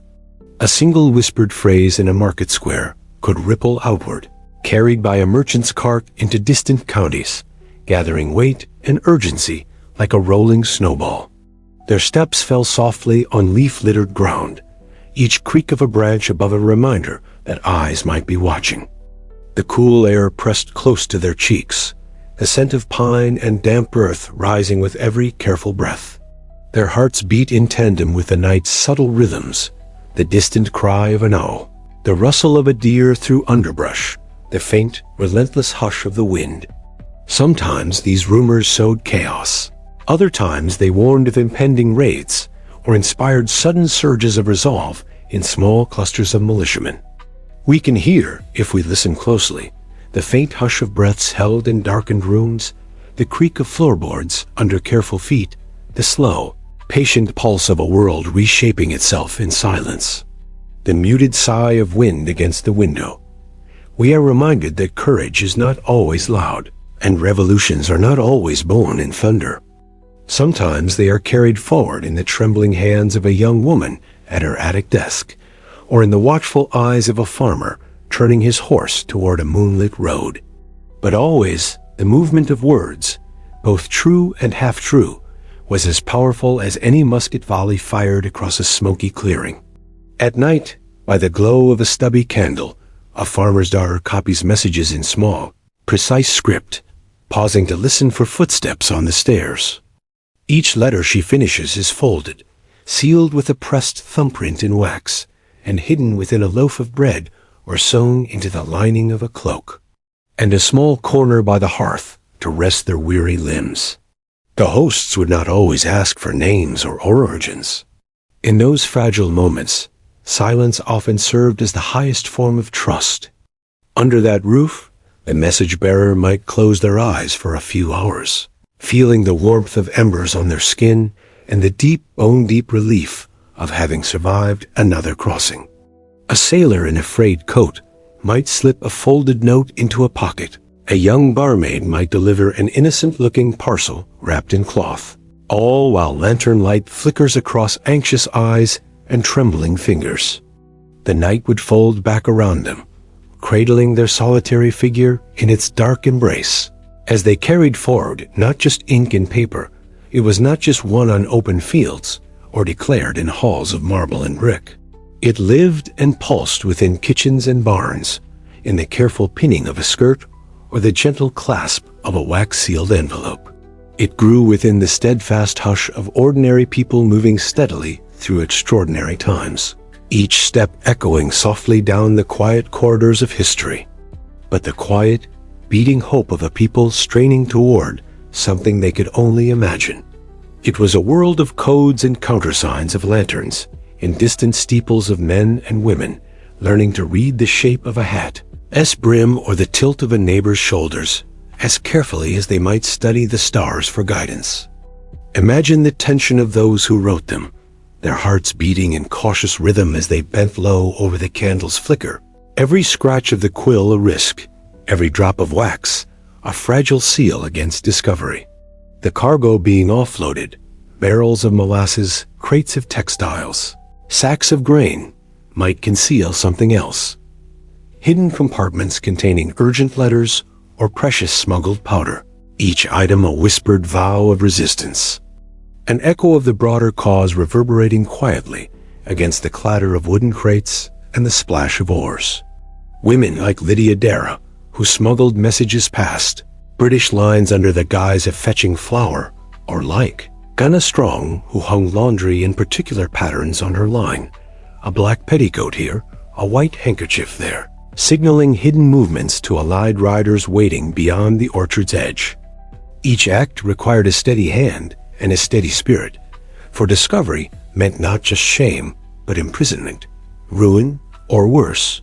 Yet these invisible warriors pressed on, weaving their silent dance beneath the surface of loud cannonades and public declarations. In those words lay confessions of shortages and doubts, meticulous inventories of powder and lead, the urgent call for reinforcements, and coded sentiments of loyalty and hope. Each letter carried with it the heartbeat of a movement, the trembling breath of people caught between the comforting hush of the old world and the wild, uncharted dream of something new. Among these scribes were men and women who understood that ink could be sharper than a blade. Picture a small tavern at the edge of a coastal town, its sign creaking softly in the salt-laden breeze. Outside, the harbor groans with the slow heave of ships, the masts standing like spectral sentinels against the night sky.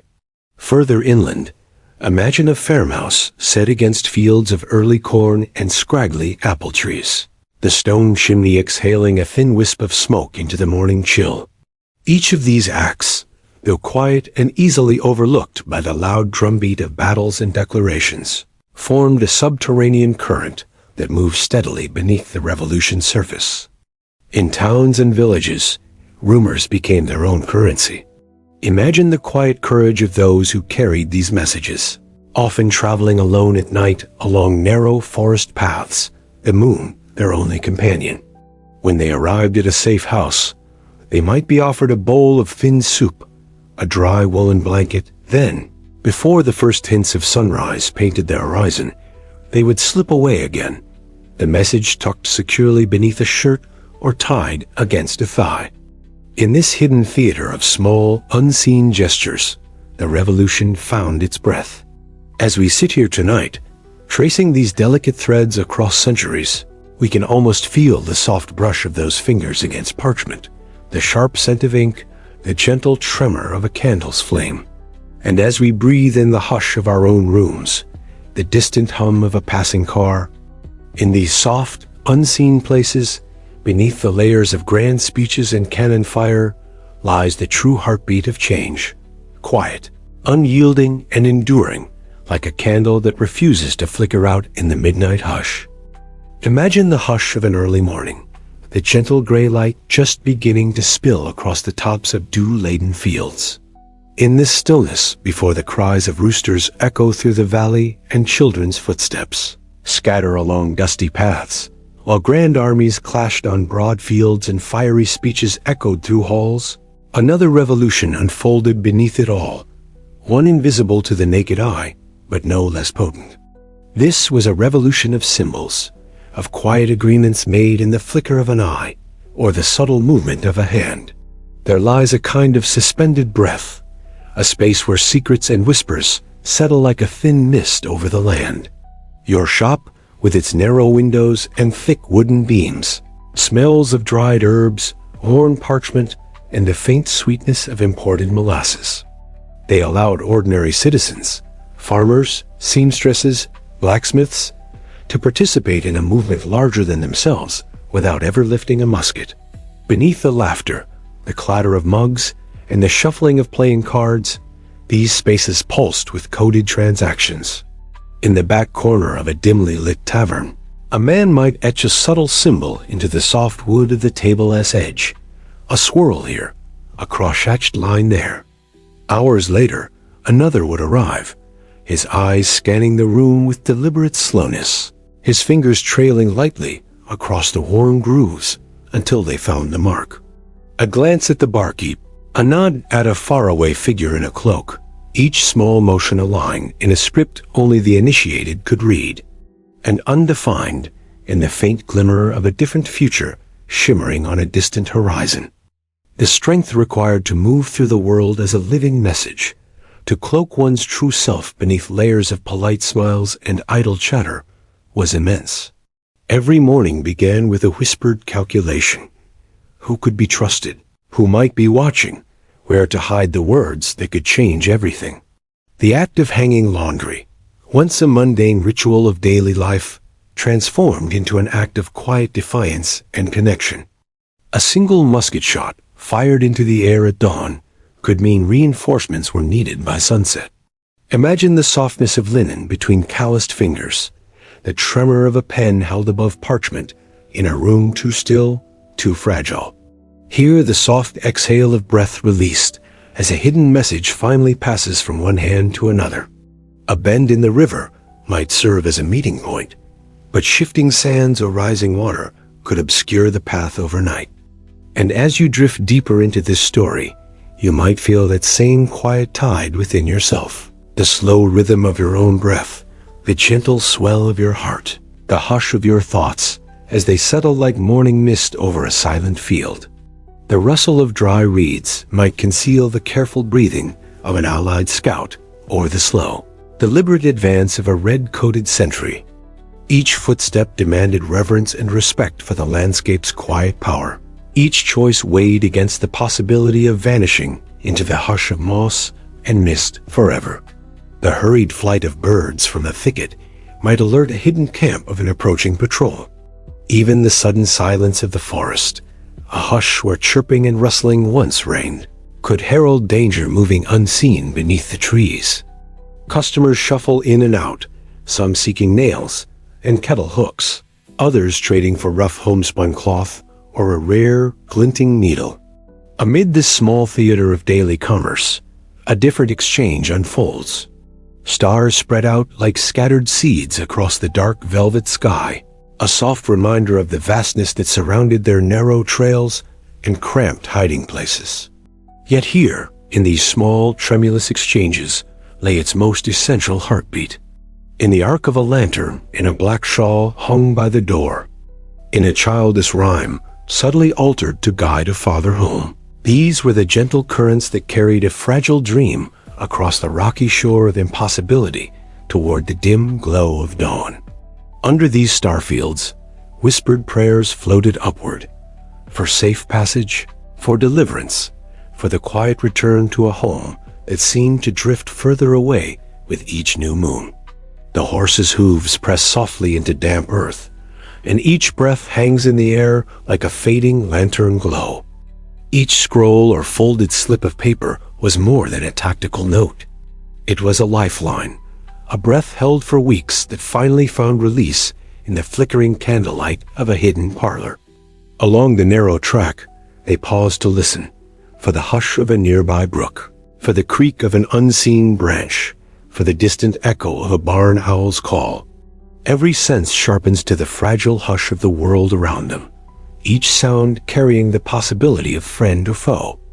It is within this quiet that the world of coded signals and hidden meanings truly thrives. He might ask for an ordinary item, perhaps a spool of thread or a handful of dried lavender. A warm mug of cider pressed into their hands, the gentle weight of a woolen blanket thrown over their shoulders, the soothing murmur of a lullaby drifting from an upstairs room. These simple gestures, though small, anchored them to the humanity they risked everything to protect. In the hush of a shared meal, or the soft brush of a hand on their cheek, they felt momentarily shielded from the storm, churning at the edges of their lives. But as your hands meet over the counter, you slip a folded scrap of paper into his palm, almost imperceptible to the eye. He nods once, thanks you politely, and disappears into the crowd, the message now carried forward like a quiet ripple beneath the loud churn of daily life. Imagine yourself as a merchant in a busy colonial town. A gentleman approaches, his hat tilted just slightly to the left, a subtle sign known only to those in the circle. In fields and meadows beyond town borders, another layer of communication persists. Lanterns hung at just the right height in a barn window, or two lanterns left burning when one would suffice, each arrangement a silent, glowing phrase in an unspoken language. A clothesline in a modest yard becomes a living page. A red handkerchief alongside two white aprons signals a safe route for messengers that evening. These signals were born of necessity and shaped by ingenuity, each one a delicate choreography of risk and resourcefulness. Consider, too, the networks of taverns and inns that dotted the landscape like watchful sentries. On moonless nights, imagine riders setting out from these secretive gathering spots, their cloaks drawn tight against the chill. These couriers carried messages not just between leaders, but between hearts, reassurance for a fearful family, a whispered update on a brother gone to fight, the promise of supplies arriving before the next frost. In the quiet moments between departures, these riders often found solace in humble comforts. At the heart of these coded exchanges lay an unwavering faith in each other, in a cause still nebulous.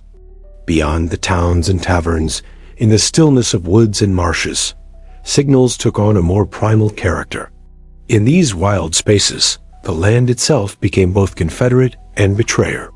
At night, beneath constellations that felt impossibly close, those who carried these silent threads often paused to gaze upward. We might imagine that the revolution was a series of grand gestures, thundering cannon fire, triumphant marches, ringing declarations read from town squares. As you listen now, perhaps from the quiet comfort of your room, consider these invisible architects of history. In these unseen moments, the revolution was not a storm, but a gentle tide, advancing by inches rather than waves, reshaping lives in secret folds and whispered eddies. Imagine you are standing on the edge of a clearing just before dawn, the hush of the forest pressing softly against your skin. The night has not yet fully given way, and in this half-light, the world feels suspended, as though every leaf and every stone is holding its breath. Here, in this gentle pause between darkness and day, another kind of revolution unfolded, one carried not in gunpowder and bayonets, but in rituals, beliefs, and small tokens imbued with quiet power. Beyond the well-known battles and fiery proclamations, a subtler war was being waged, a battle for the hearts and minds of ordinary people who turned to charms, amulets, and folk rituals for solace and strength. In a time when uncertainty crept through every alley and over every field, when rumors traveled faster than any horse, and trust was as brittle as frost on a morning window, They were not officially recognized, and indeed, many were scorned by clergy and officials. Yet they persisted, woven into daily life by those who found comfort in their quiet, hidden power. In the flicker of a candle flame, in the rhythm of a whispered chant, people found a small sanctuary untouched by redcoats or committees of safety. A woman sits at a heavy wooden table, her fingers stained with ink and herb dust. Certain trees were marked with ribbons as a way to ward off malevolent spirits. In some villages, when news of a nearby skirmish arrived, neighbors would gather in candlelit parlors to weave protective garlands or to bury small charms at crossroads, places thought to be thresholds between worlds. Though ostensibly places of worship and civic discussion, these spaces often served as meeting points for the quiet exchange of protective talismans or whispered remedies. A handshake after Sunday service might conceal a pressed sprig of rosemary or a slip of parchment containing a prayer written in a careful, trembling hand.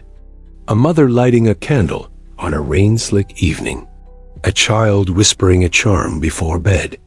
A farmer pausing to touch the smooth bark of an old oak before entering the field, all became small defiant songs against the roaring chaos outside.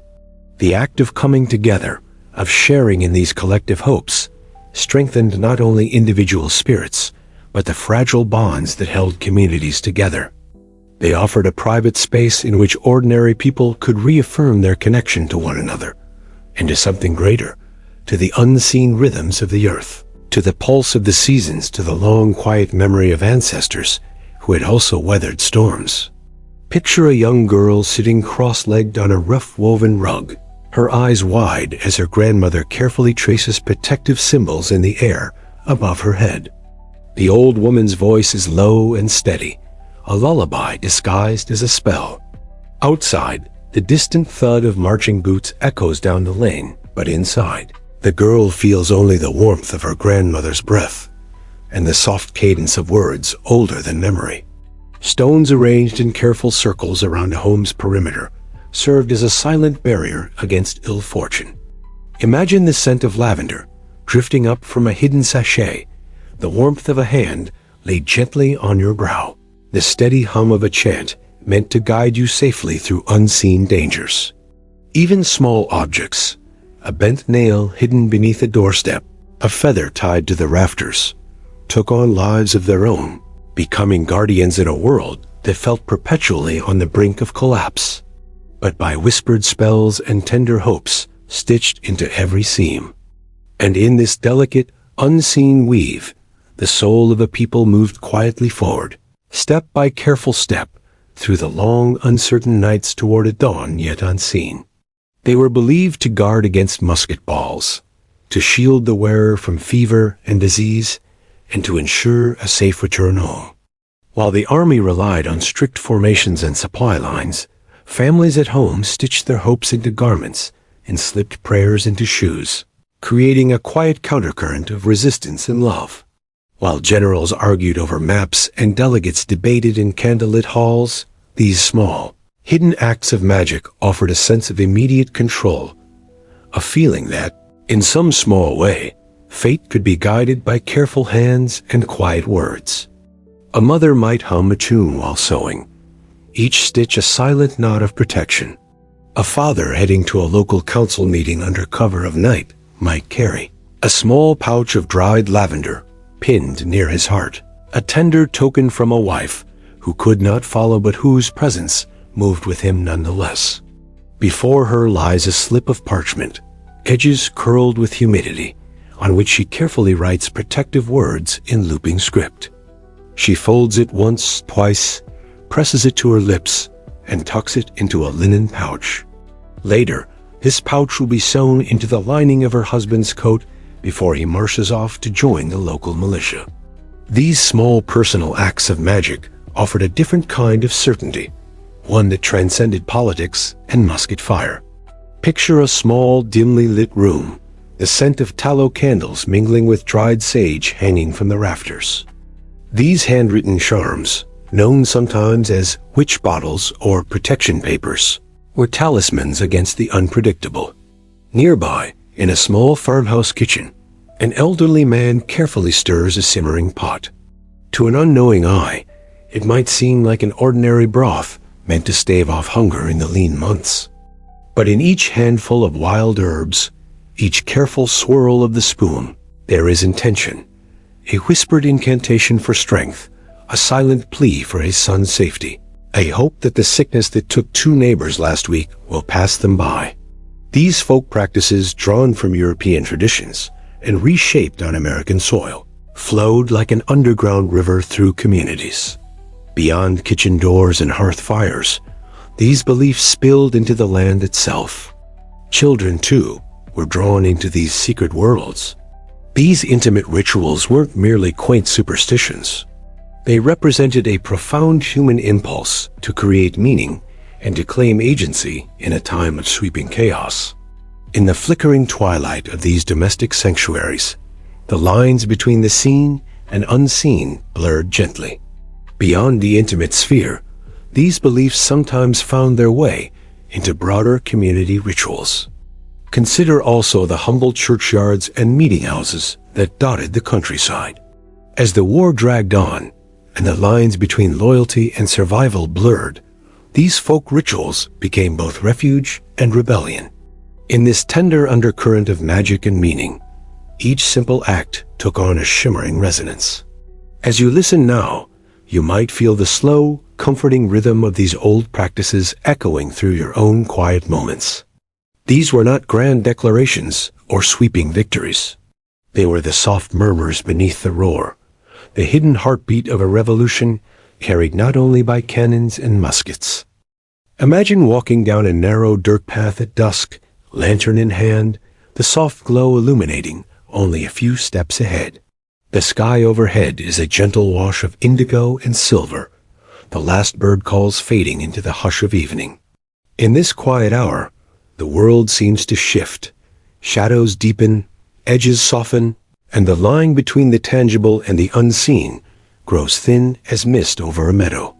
It is here, in this liminal space, that we discover another hidden dimension of the American Revolution, the layered spiritual and cultural tapestry woven by enslaved Africans and free black communities, whose contributions and quiet resistance often go untold. While history books recount battles and treaties, they rarely pause to consider the spiritual practices that sustained these communities through unimaginable hardship. The revolution was not merely a clash of armies. It was a collision of worlds and beliefs. For many enslaved people, their spiritual life, a rich blend of African traditions, Christian symbolism, and local practices, was both a refuge and a subtle form of defiance. In a small clearing behind a plantation cabin, imagine a circle of stones carefully arranged, each chosen not for its beauty, but for the memory it held. A river stone smoothed by years of flowing water, a shard of quartz glinting faintly in the moonlight, a piece of clay dark with the scent of earth. These stones formed sacred boundaries, marking a space where prayers and songs could rise unbound, where ancestors might draw near and listen. Late at night, long after overseers had retired and the air had settled into a gentle warmth, quiet gatherings would form. Under the veil of darkness, elders would tell stories of spirits who traveled in the wind, of ancestors whose wisdom guided hands and hearts. They spoke of gods and goddesses who walked beside them, unseen but deeply felt, offering strength in moments of despair. Music played a central role in these spiritual lives. Soft, rhythmic chants, call and response songs, and the pulse of hands on worn drums carried messages that transcended words. The cadence of a work song might contain hidden instructions for escape or encode secret prayers for protection. A lullaby sung to a restless child might carry echoes of old homelands, places that lived on in the blood and bones even as they slipped further into memory. In these hidden gatherings, every movement, every word, every breath was layered with meaning. A simple sweeping of the floor could be a protective ritual, clearing not only dust, but also malevolent spirits. A sip of water taken from a certain clay jug might be blessed, turned into a quiet sacrament of endurance.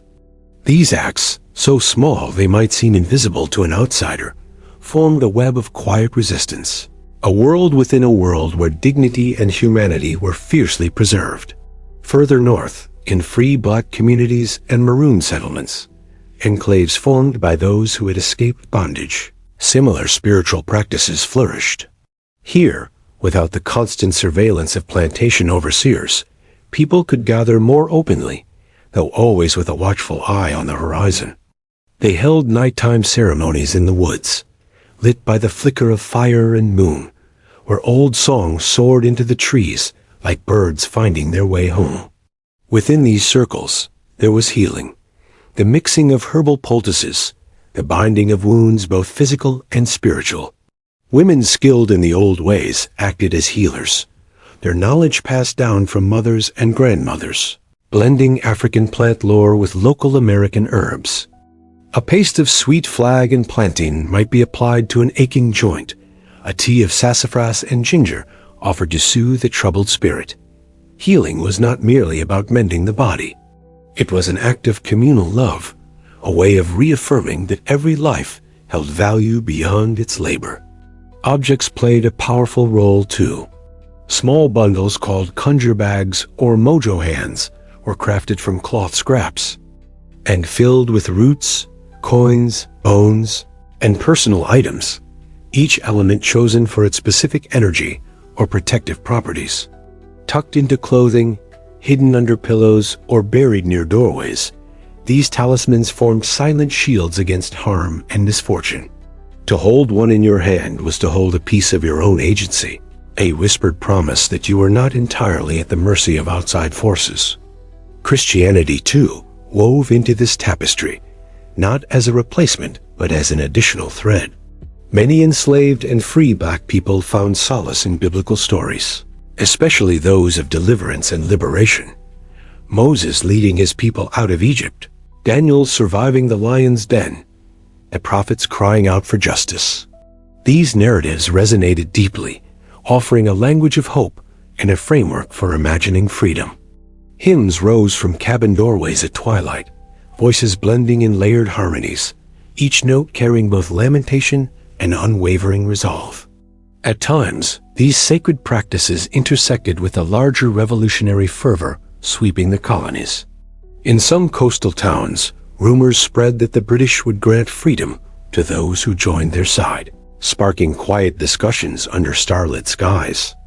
In these hushed councils, decisions were made not only with strategic caution, but also with guidance sought from spirits and ancestors, whose presence was felt in the rustle of leaves or the soft crackle of firewood. The archaeological remnants of these spiritual lives are fragile whispers, a shard of broken pottery etched with symbols, a rusted iron nail bent into a charm, a cluster of blue beads found near a foundation stone. Each object, when unearthed, tells a story more intimate than any battlefield report. A story of a mother's prayer, a healer's careful hands, a father's quiet vow to protect his children at any cost. Imagine, then, a small room where such objects are gathered, a collection of talismans, feathers, beads, bits of bone. Each piece radiates a warmth, a soft hum of presence. You stand there in the dim light, surrounded by the quiet power of these forgotten guardians, feeling the slow, steady beat of survival echoing through the air. To live through the American Revolution as a black person, whether enslaved or free, was to navigate a labyrinth of shifting dangers and fragile hopes. But beyond the chains and the endless labor, there lived a profound reservoir of spirit, a shared breath that moved through songs, charms, and the careful tending of each other's wounds. This spiritual landscape was as real and vast as any battlefield, and in many ways, even more enduring. As you listen now, imagine the gentle murmur of those nighttime gatherings, the scent of herbs curling through the air, the soft drumbeat rising into the branches. These were acts of quiet defiance and deep love, holding space for humanity where the world had tried to erase it. These unseen threads continue to weave through time, reminding us that beneath every historical headline, Beneath every flag or proclamation, there is always a quiet chorus of human voices, breathing, singing, hoping. And in that gentle chorus, the true soul of a revolution flickers, soft and persistent as a lantern in the dusk.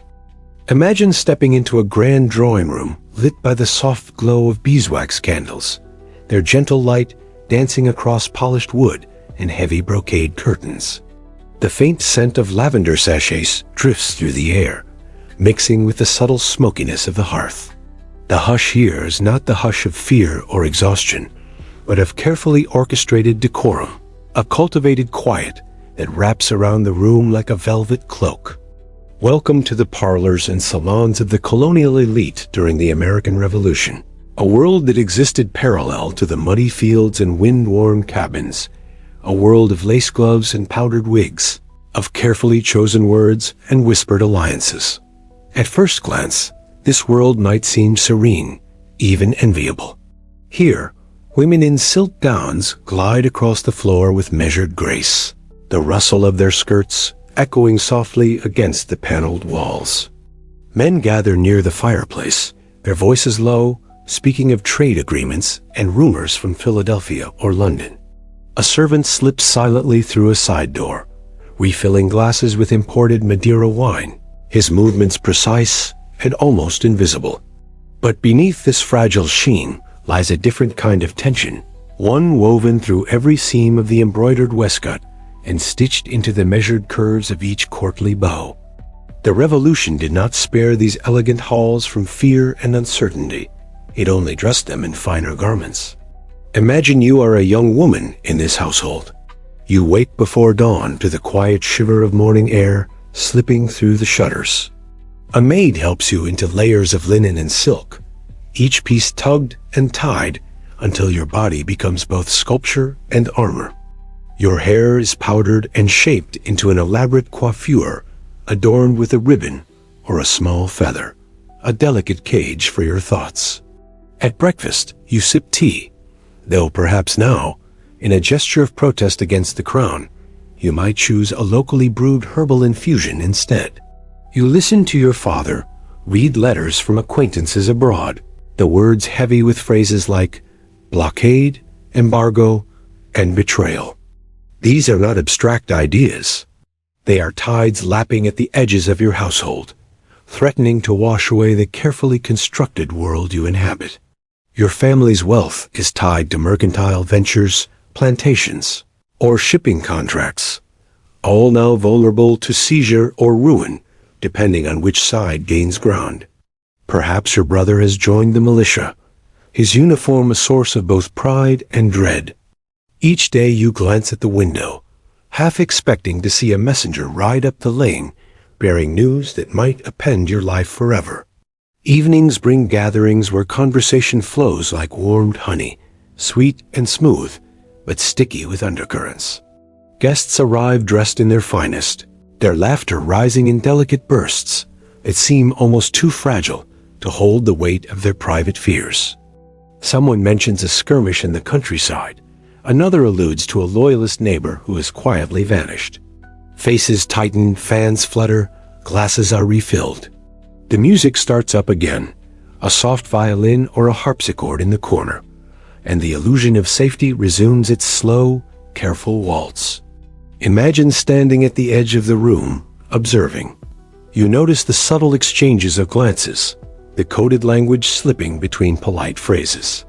The way a woman's hand trembles as she reaches for her teacup, the way a man's jaw tightens when someone mentions patriot or redcoat.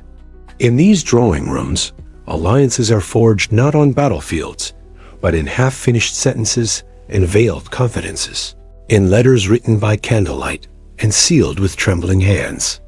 Outside, the world may be shifting in thunderous upheavals, but here, the shifts come in the tremor of a curtsy held a heartbeat too long, the pause before a toast is made. Every gesture becomes a quiet negotiation between loyalty to old structures and the terrifying lure of a new, uncertain order. Yet for all their finery, these families are deeply aware that their silks cannot shield them from scarcity or suspicion. Imported goods become scarcer each season. Sugar, tea, and fine cloth arrive less frequently or not at all. A lavish dinner may still be prepared, but with local ingredients and a silent prayer that the next shipment from the Caribbean or Europe will not be seized by a privateer. Candles are saved, and worn clothing is mended instead of replaced. The air grows taut with unspoken reminders. Wealth can vanish, reputations can crumble, safety is never truly guaranteed. On quieter afternoons, you might find yourself seated at an embroidery frame, your needle moving in rhythmic arcs, the thread slipping through your fingers like a whisper.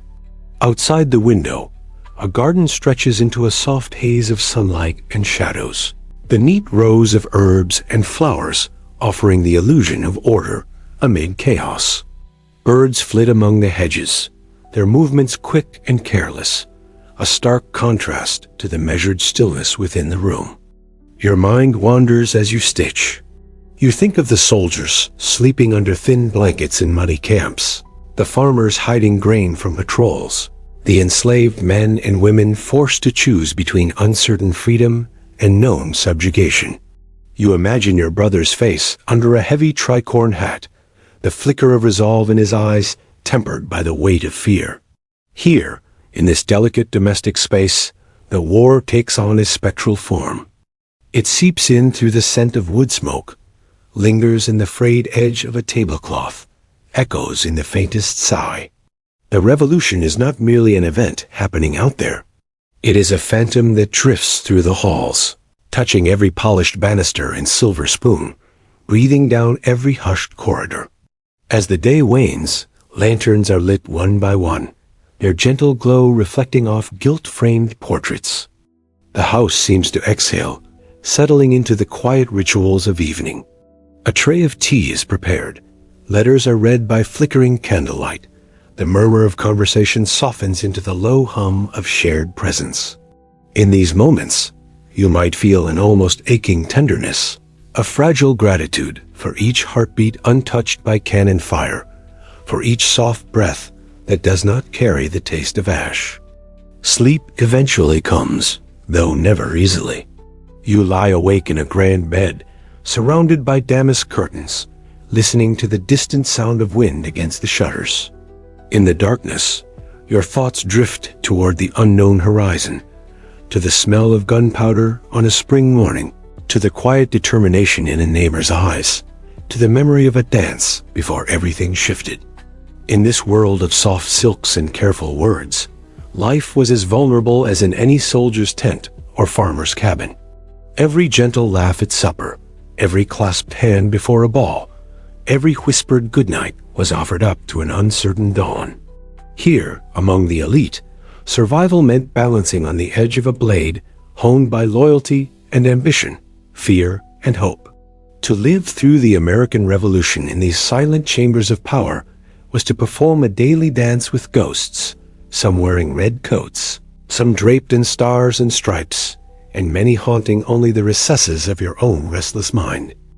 Imagine the muted creak of carriage wheels rolling across a gravel driveway, the rhythmic clatter softened by the hush of an early morning fog. The driver adjusts his hat, his breath drifting like ghostly ribbons into the chill dawn.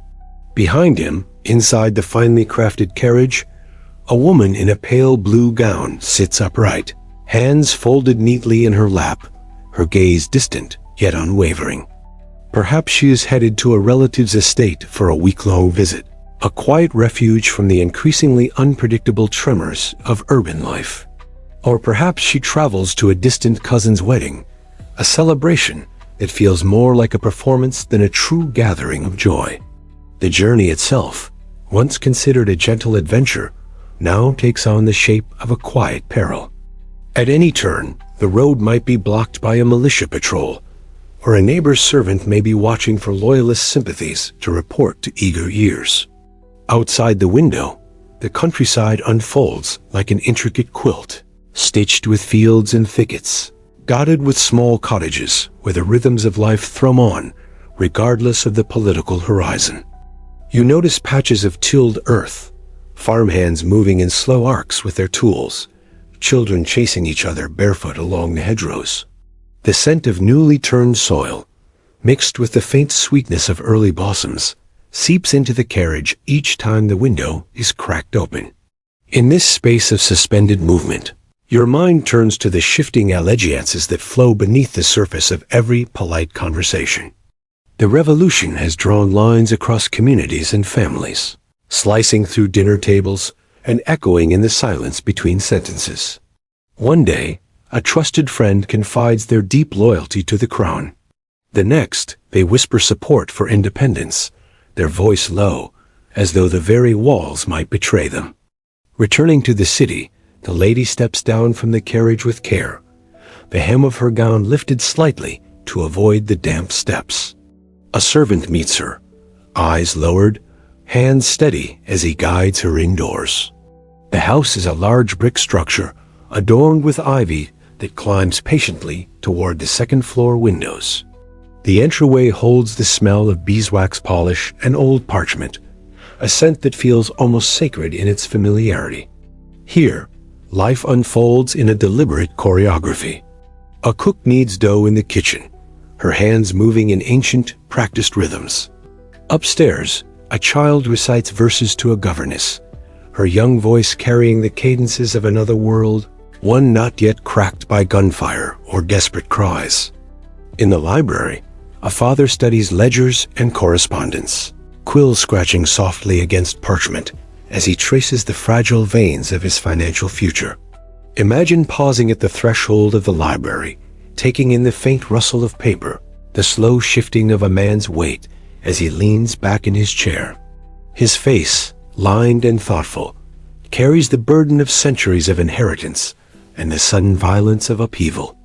Each decision, to buy, to trade, to align, hangs over him like a dense fog. The ink dries as slowly as his resolution forms, and each blot on the page feels like a small, silent surrender. In the dining room, an ornate table is set with care. Plates from Delft, cutlery from Sheffield, crystal glasses shimmering faintly in the slanting afternoon light. Yet, the meal itself reflects the change in tides. Local root vegetables replace imported delicacies. Bread baked with coarse ground grains sits where fine pastries once lay. The family sits together, hands folded before the meal, each silent prayer threaded with private dread and thin hope. Conversation tiptoes around the edge of current events. A mention of a neighbor's confiscated property hangs in the air like smoke. Someone shifts in their chair, eyes fixed on the pattern of the tablecloth, the silence stretching thin and brittle. Outside, a horse's distant whinny punctuates the moment, a small reminder of the larger world pressing in at the edges of this fragile domestic sphere. Later, in the evening, guests arrive for a modest salon. The door opens to admit a swirl of wool cloaks and damp boots. Smiles are exchanged, greetings offered with all the softness of a lullaby. A young man brings out a violin, his fingers tracing the instrument's worn curves before coaxing a tender melody from its strings. The music hovers in the air, a gentle balm over the unspoken fissures between these gathered souls. As they listen, you might notice the way one guest's hand drifts to their lapel, tracing an invisible emblem of allegiance. Another's eyes wander to the hearth, their expression a flickering landscape of doubt and longing. The air shimmers with a delicate tension, the sense that each note of the violin carries not only beauty, but the echo of an uncertain future. When the guests depart, the hush returns to the house like a loyal shadow. A candle flickers in a hallway, casting long, slender silhouettes that sway gently on the walls. Upstairs, a woman undoes her hair before a mirror, her fingers working patiently through each pin and ribbon. She studies her reflection, the faint lines beneath her eyes, the small curve of her lips held in perpetual restraint, and wonders how long this carefully painted mask can hold. The bedchamber is cool, the sheets freshly laundered, carrying the soft fragrance of lavender and soap. The woman lies awake long after the candles are snuffed, listening to the soft murmur of wind against the shutters, the distant rhythm of carriage wheels echoing in her mind. Her thoughts wander through the chambers of her life, to letters half-written, to quiet promises whispered beneath moonlit trees, to the sound of a familiar laugh now absent from the dinner table. In these rooms of the elite, life during the American Revolution was a series of performances layered atop private grief and guarded hope. The weight of privilege did not shield them from the creeping uncertainty that settled into every midnight breath. Each fine gown and each sparkling chandelier were counterbalanced by a trembling heartbeat and the knowledge that the world outside was rewriting the story of power and belonging. And so, in these hushed halls, they lived as if on a delicate bridge suspended above a chasm, each step careful, each gesture rehearsed, each breath an act of quiet defiance against the encroaching storm. Theirs was a revolution of silences, of sidelong glances, of secret thoughts folded carefully beneath layers of silk and lace. Now, imagine a grand estate on the outskirts of Boston, its gardens sprawling in careful symmetry, hedges trimmed into precise geometries, as if to hold back the wildness of the world beyond. The stone steps leading to the main entrance are worn smooth by countless footsteps. The quiet shuffle of servants carrying baskets of linens, the confident stride of a young heir returning from an evening ride, the delicate tread of a hostess greeting guests under the moon's soft glow. In the late afternoon light, the estate appears serene, almost timeless. Bees drone lazily among the lavender, their low hum merging with the gentle rustle of leaves stirred by a hesitant breeze. A gardener wipes sweat from his brow with a frayed kerchief, his fingers thick and calloused, each movement a testament to years of devotion to these carefully curated grounds. Beyond the hedges, the faint silhouette of the city trembles in the summer haze, a reminder that even in these secluded enclaves, the revolution's pulse cannot be ignored. Inside, the day moves with a deliberate, ritualistic cadence. The mistress of the house oversees the household ledger in a small sunlit office, her quill moving slowly across the parchment. Her mind drifts often as she tallies the costs of flour, candles, imported teas that arrive less frequently now, and always with whispers of risk. She pauses to rub a faint ache in her wrist, thinking of a letter she received the week before, its edges soft from frequent reading. It speaks of new taxes, of embargoes tightening like unseen fingers around the throat of daily life. Further down the corridor, in a long, high-ceilinged room, a group of young women practice their embroidery. The soft click of needles and the faint sigh of thread being pulled through linen create a gentle percussion, like a quiet rain tapping at the windows. Each stitch carries more than just decoration. It is an act of patience, a quiet offering to a future that feels increasingly fragile. The girls exchange occasional glances. Sometimes a small smile flits across a face before dissolving back into concentration. One might pause to glance at a small slip of paper tucked beneath her sewing hoop, a note from a brother or cousin who has joined the militia, each word both a comfort and a shadow.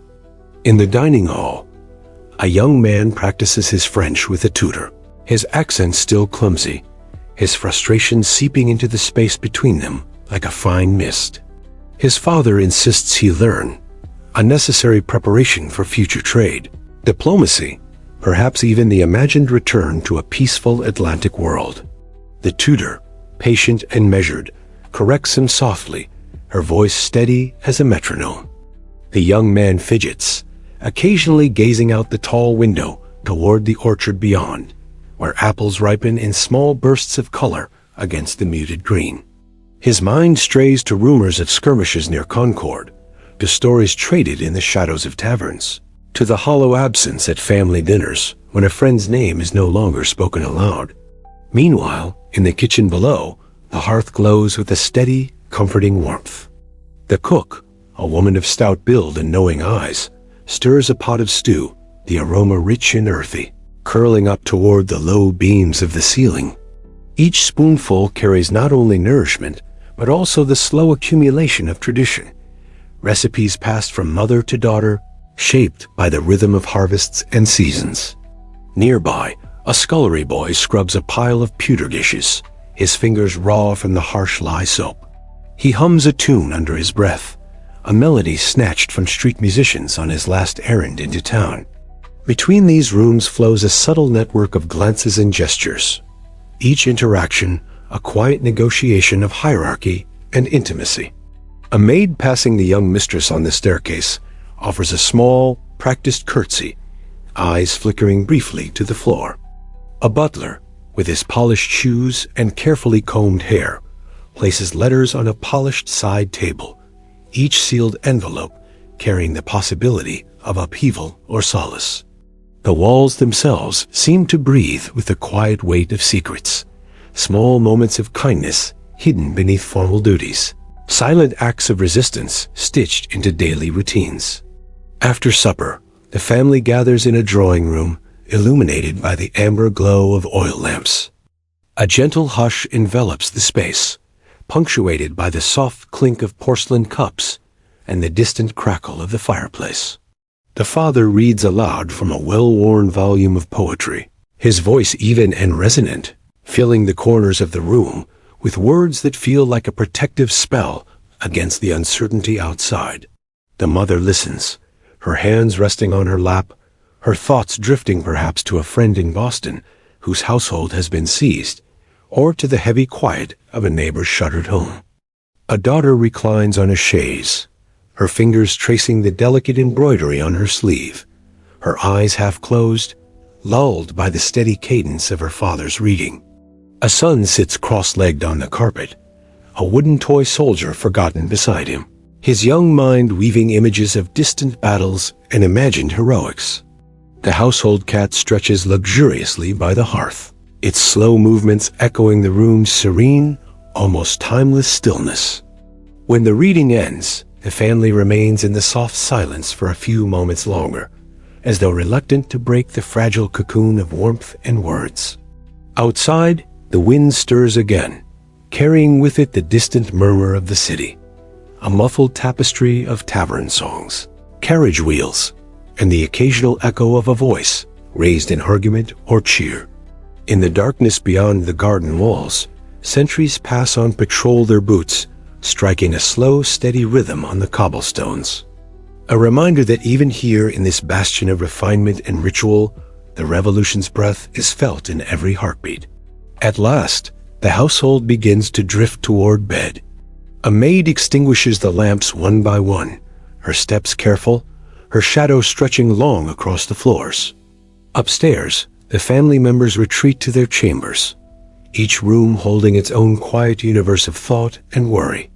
The mother sits before her dressing table, removing pins from her hair with practiced motions, each pin a small token of the day's delicate negotiations. The father stands by the window, peering into the moonlit garden, his fingers resting lightly on the sill, as if feeling for a pulse beyond the glass. The daughter opens a small diary, its pages filled with loops of delicate script, confessions of small rebellions, dreams of future adventures, and secret fears that rattle like dried seeds in a jar. The son, already half asleep, curls into his blankets, his breathing deepening into the steady rhythm of childhood slumber. As the house finally settles into its nightly hush, the great estate seems to exhale, releasing the day's collective tension into the gentle embrace of the night.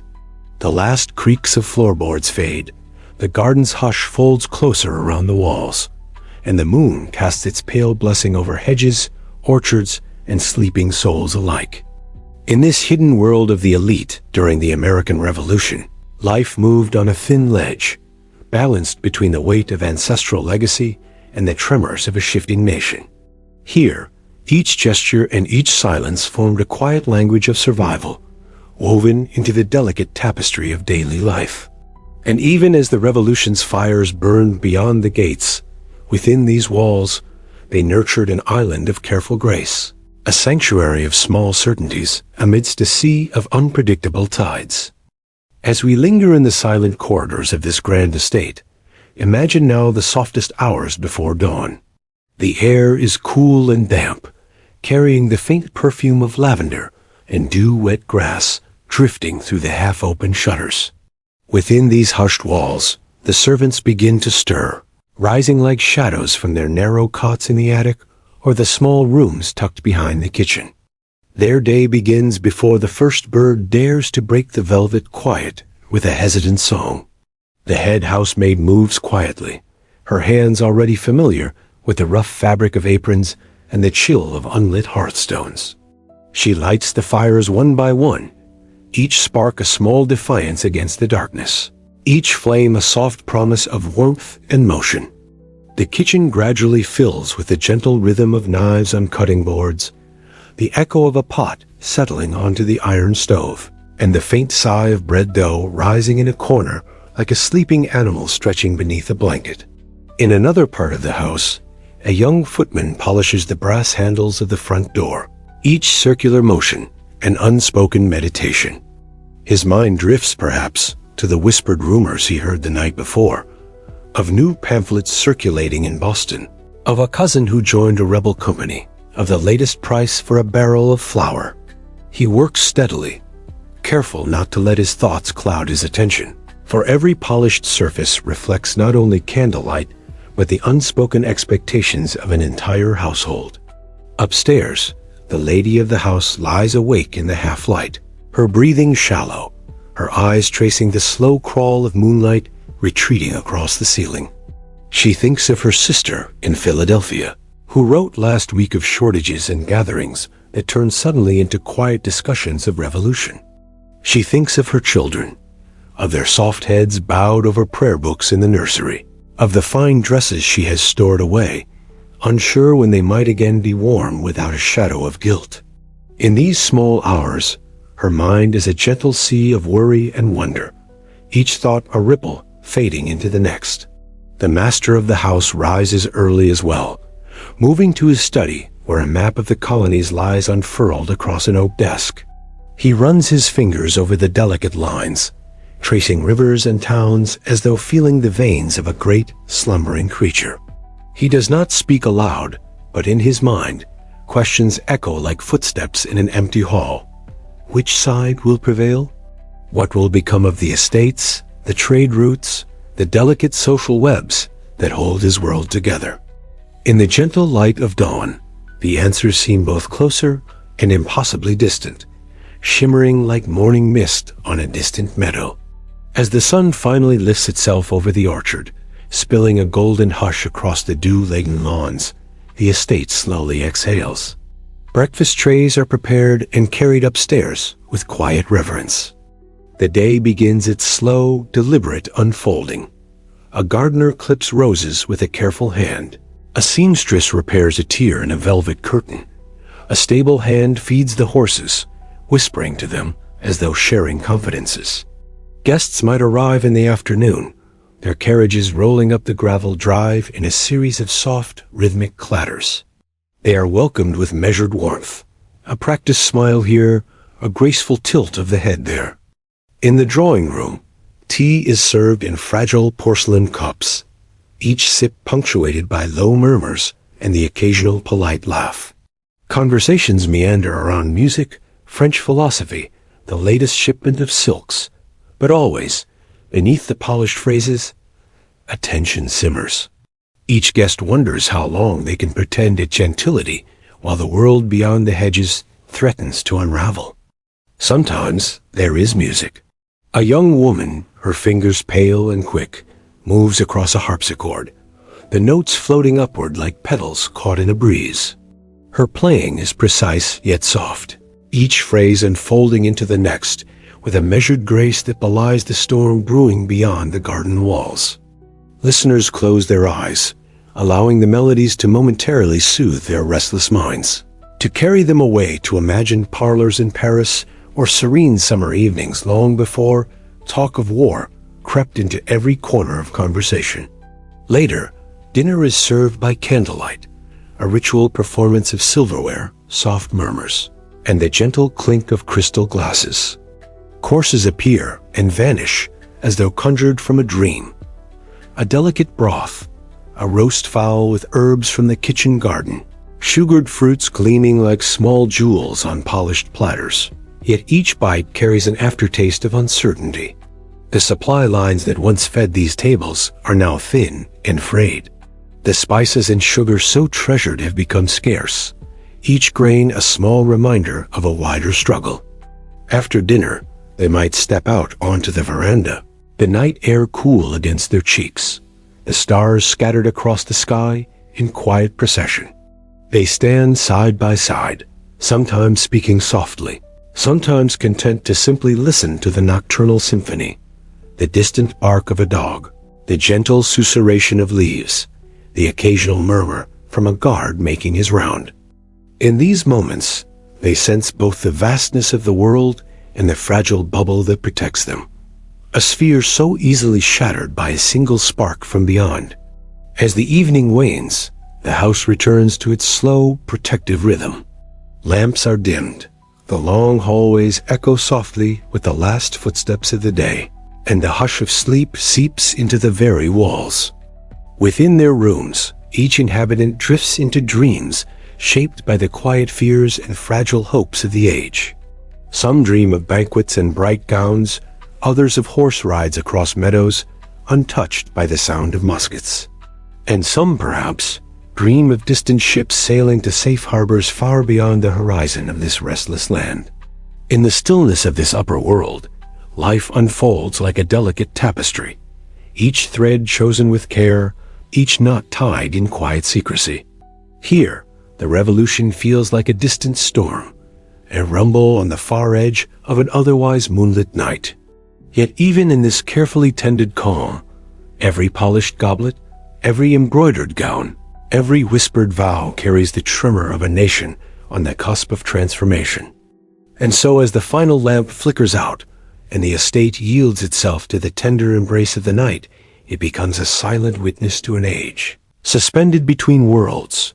One foot in the old order of Europe has courtly manners, and the other inching toward a new uncharted horizon. In this twilight space, the heartbeats of its inhabitants echo quietly, a fragile chorus against the immense, unfolding story of the American Revolution. Imagine now the gentle hush of midnight settling over the landscape, a soft blanket draped across the restless fields and quiet lanes. The stars overhead seem to hold their breath, scattered like delicate lanterns in a sea of dark velvet.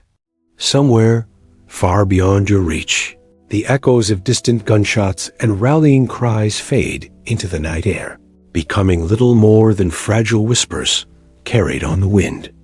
Here, in this tender stillness, you find yourself drifting between worlds, the bustling towns with their flickering lanterns and muddy streets, the quiet farmhouses where weary hands rest after long, relentless days, the candle-lit parlors where cautious conversations weave around the edges of danger and desire.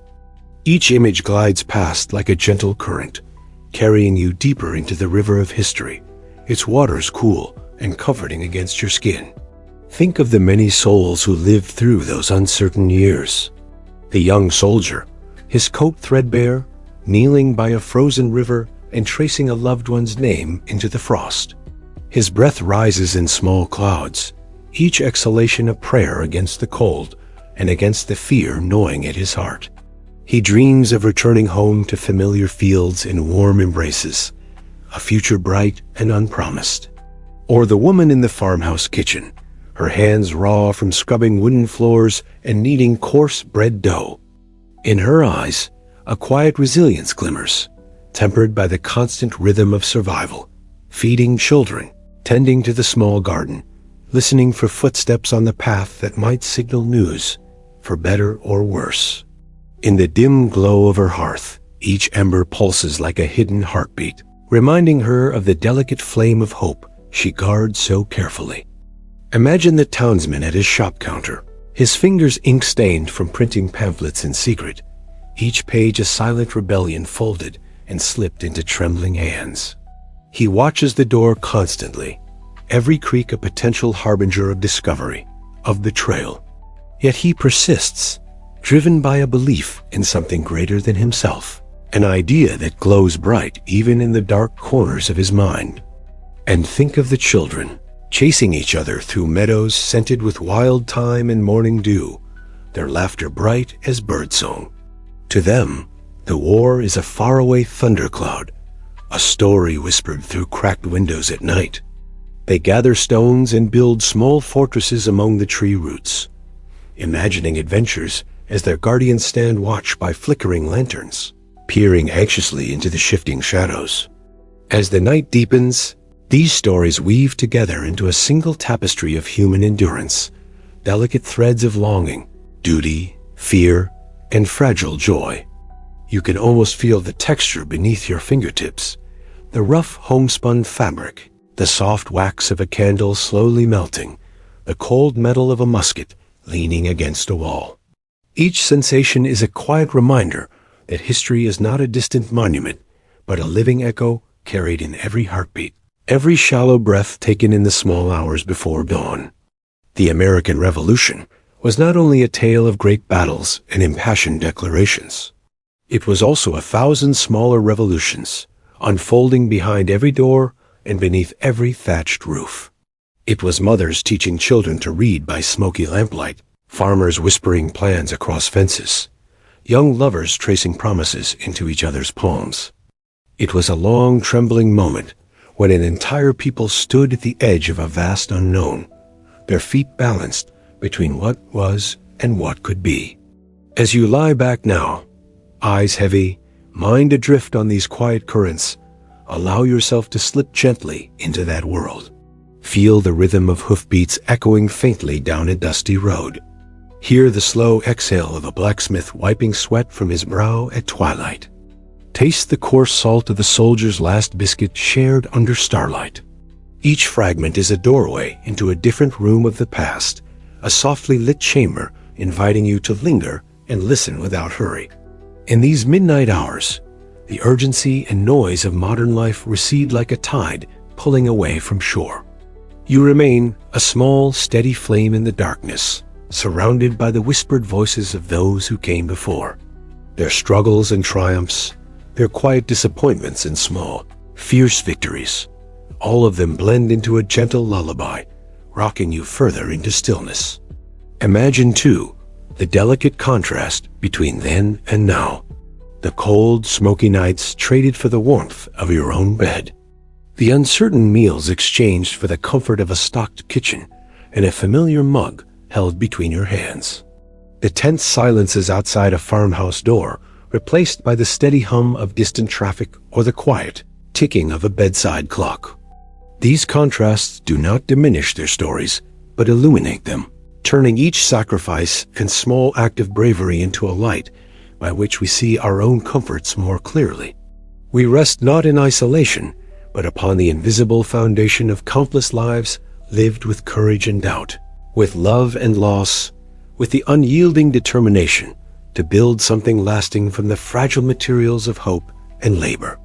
As the final embers of your waking thoughts flicker and fade, imagine a simple candle burning in a revolutionary home, its small flame casting gentle shadows across the walls. Outside, a breeze stirs the branches, and a dog's soft bark echoes once, then vanishes.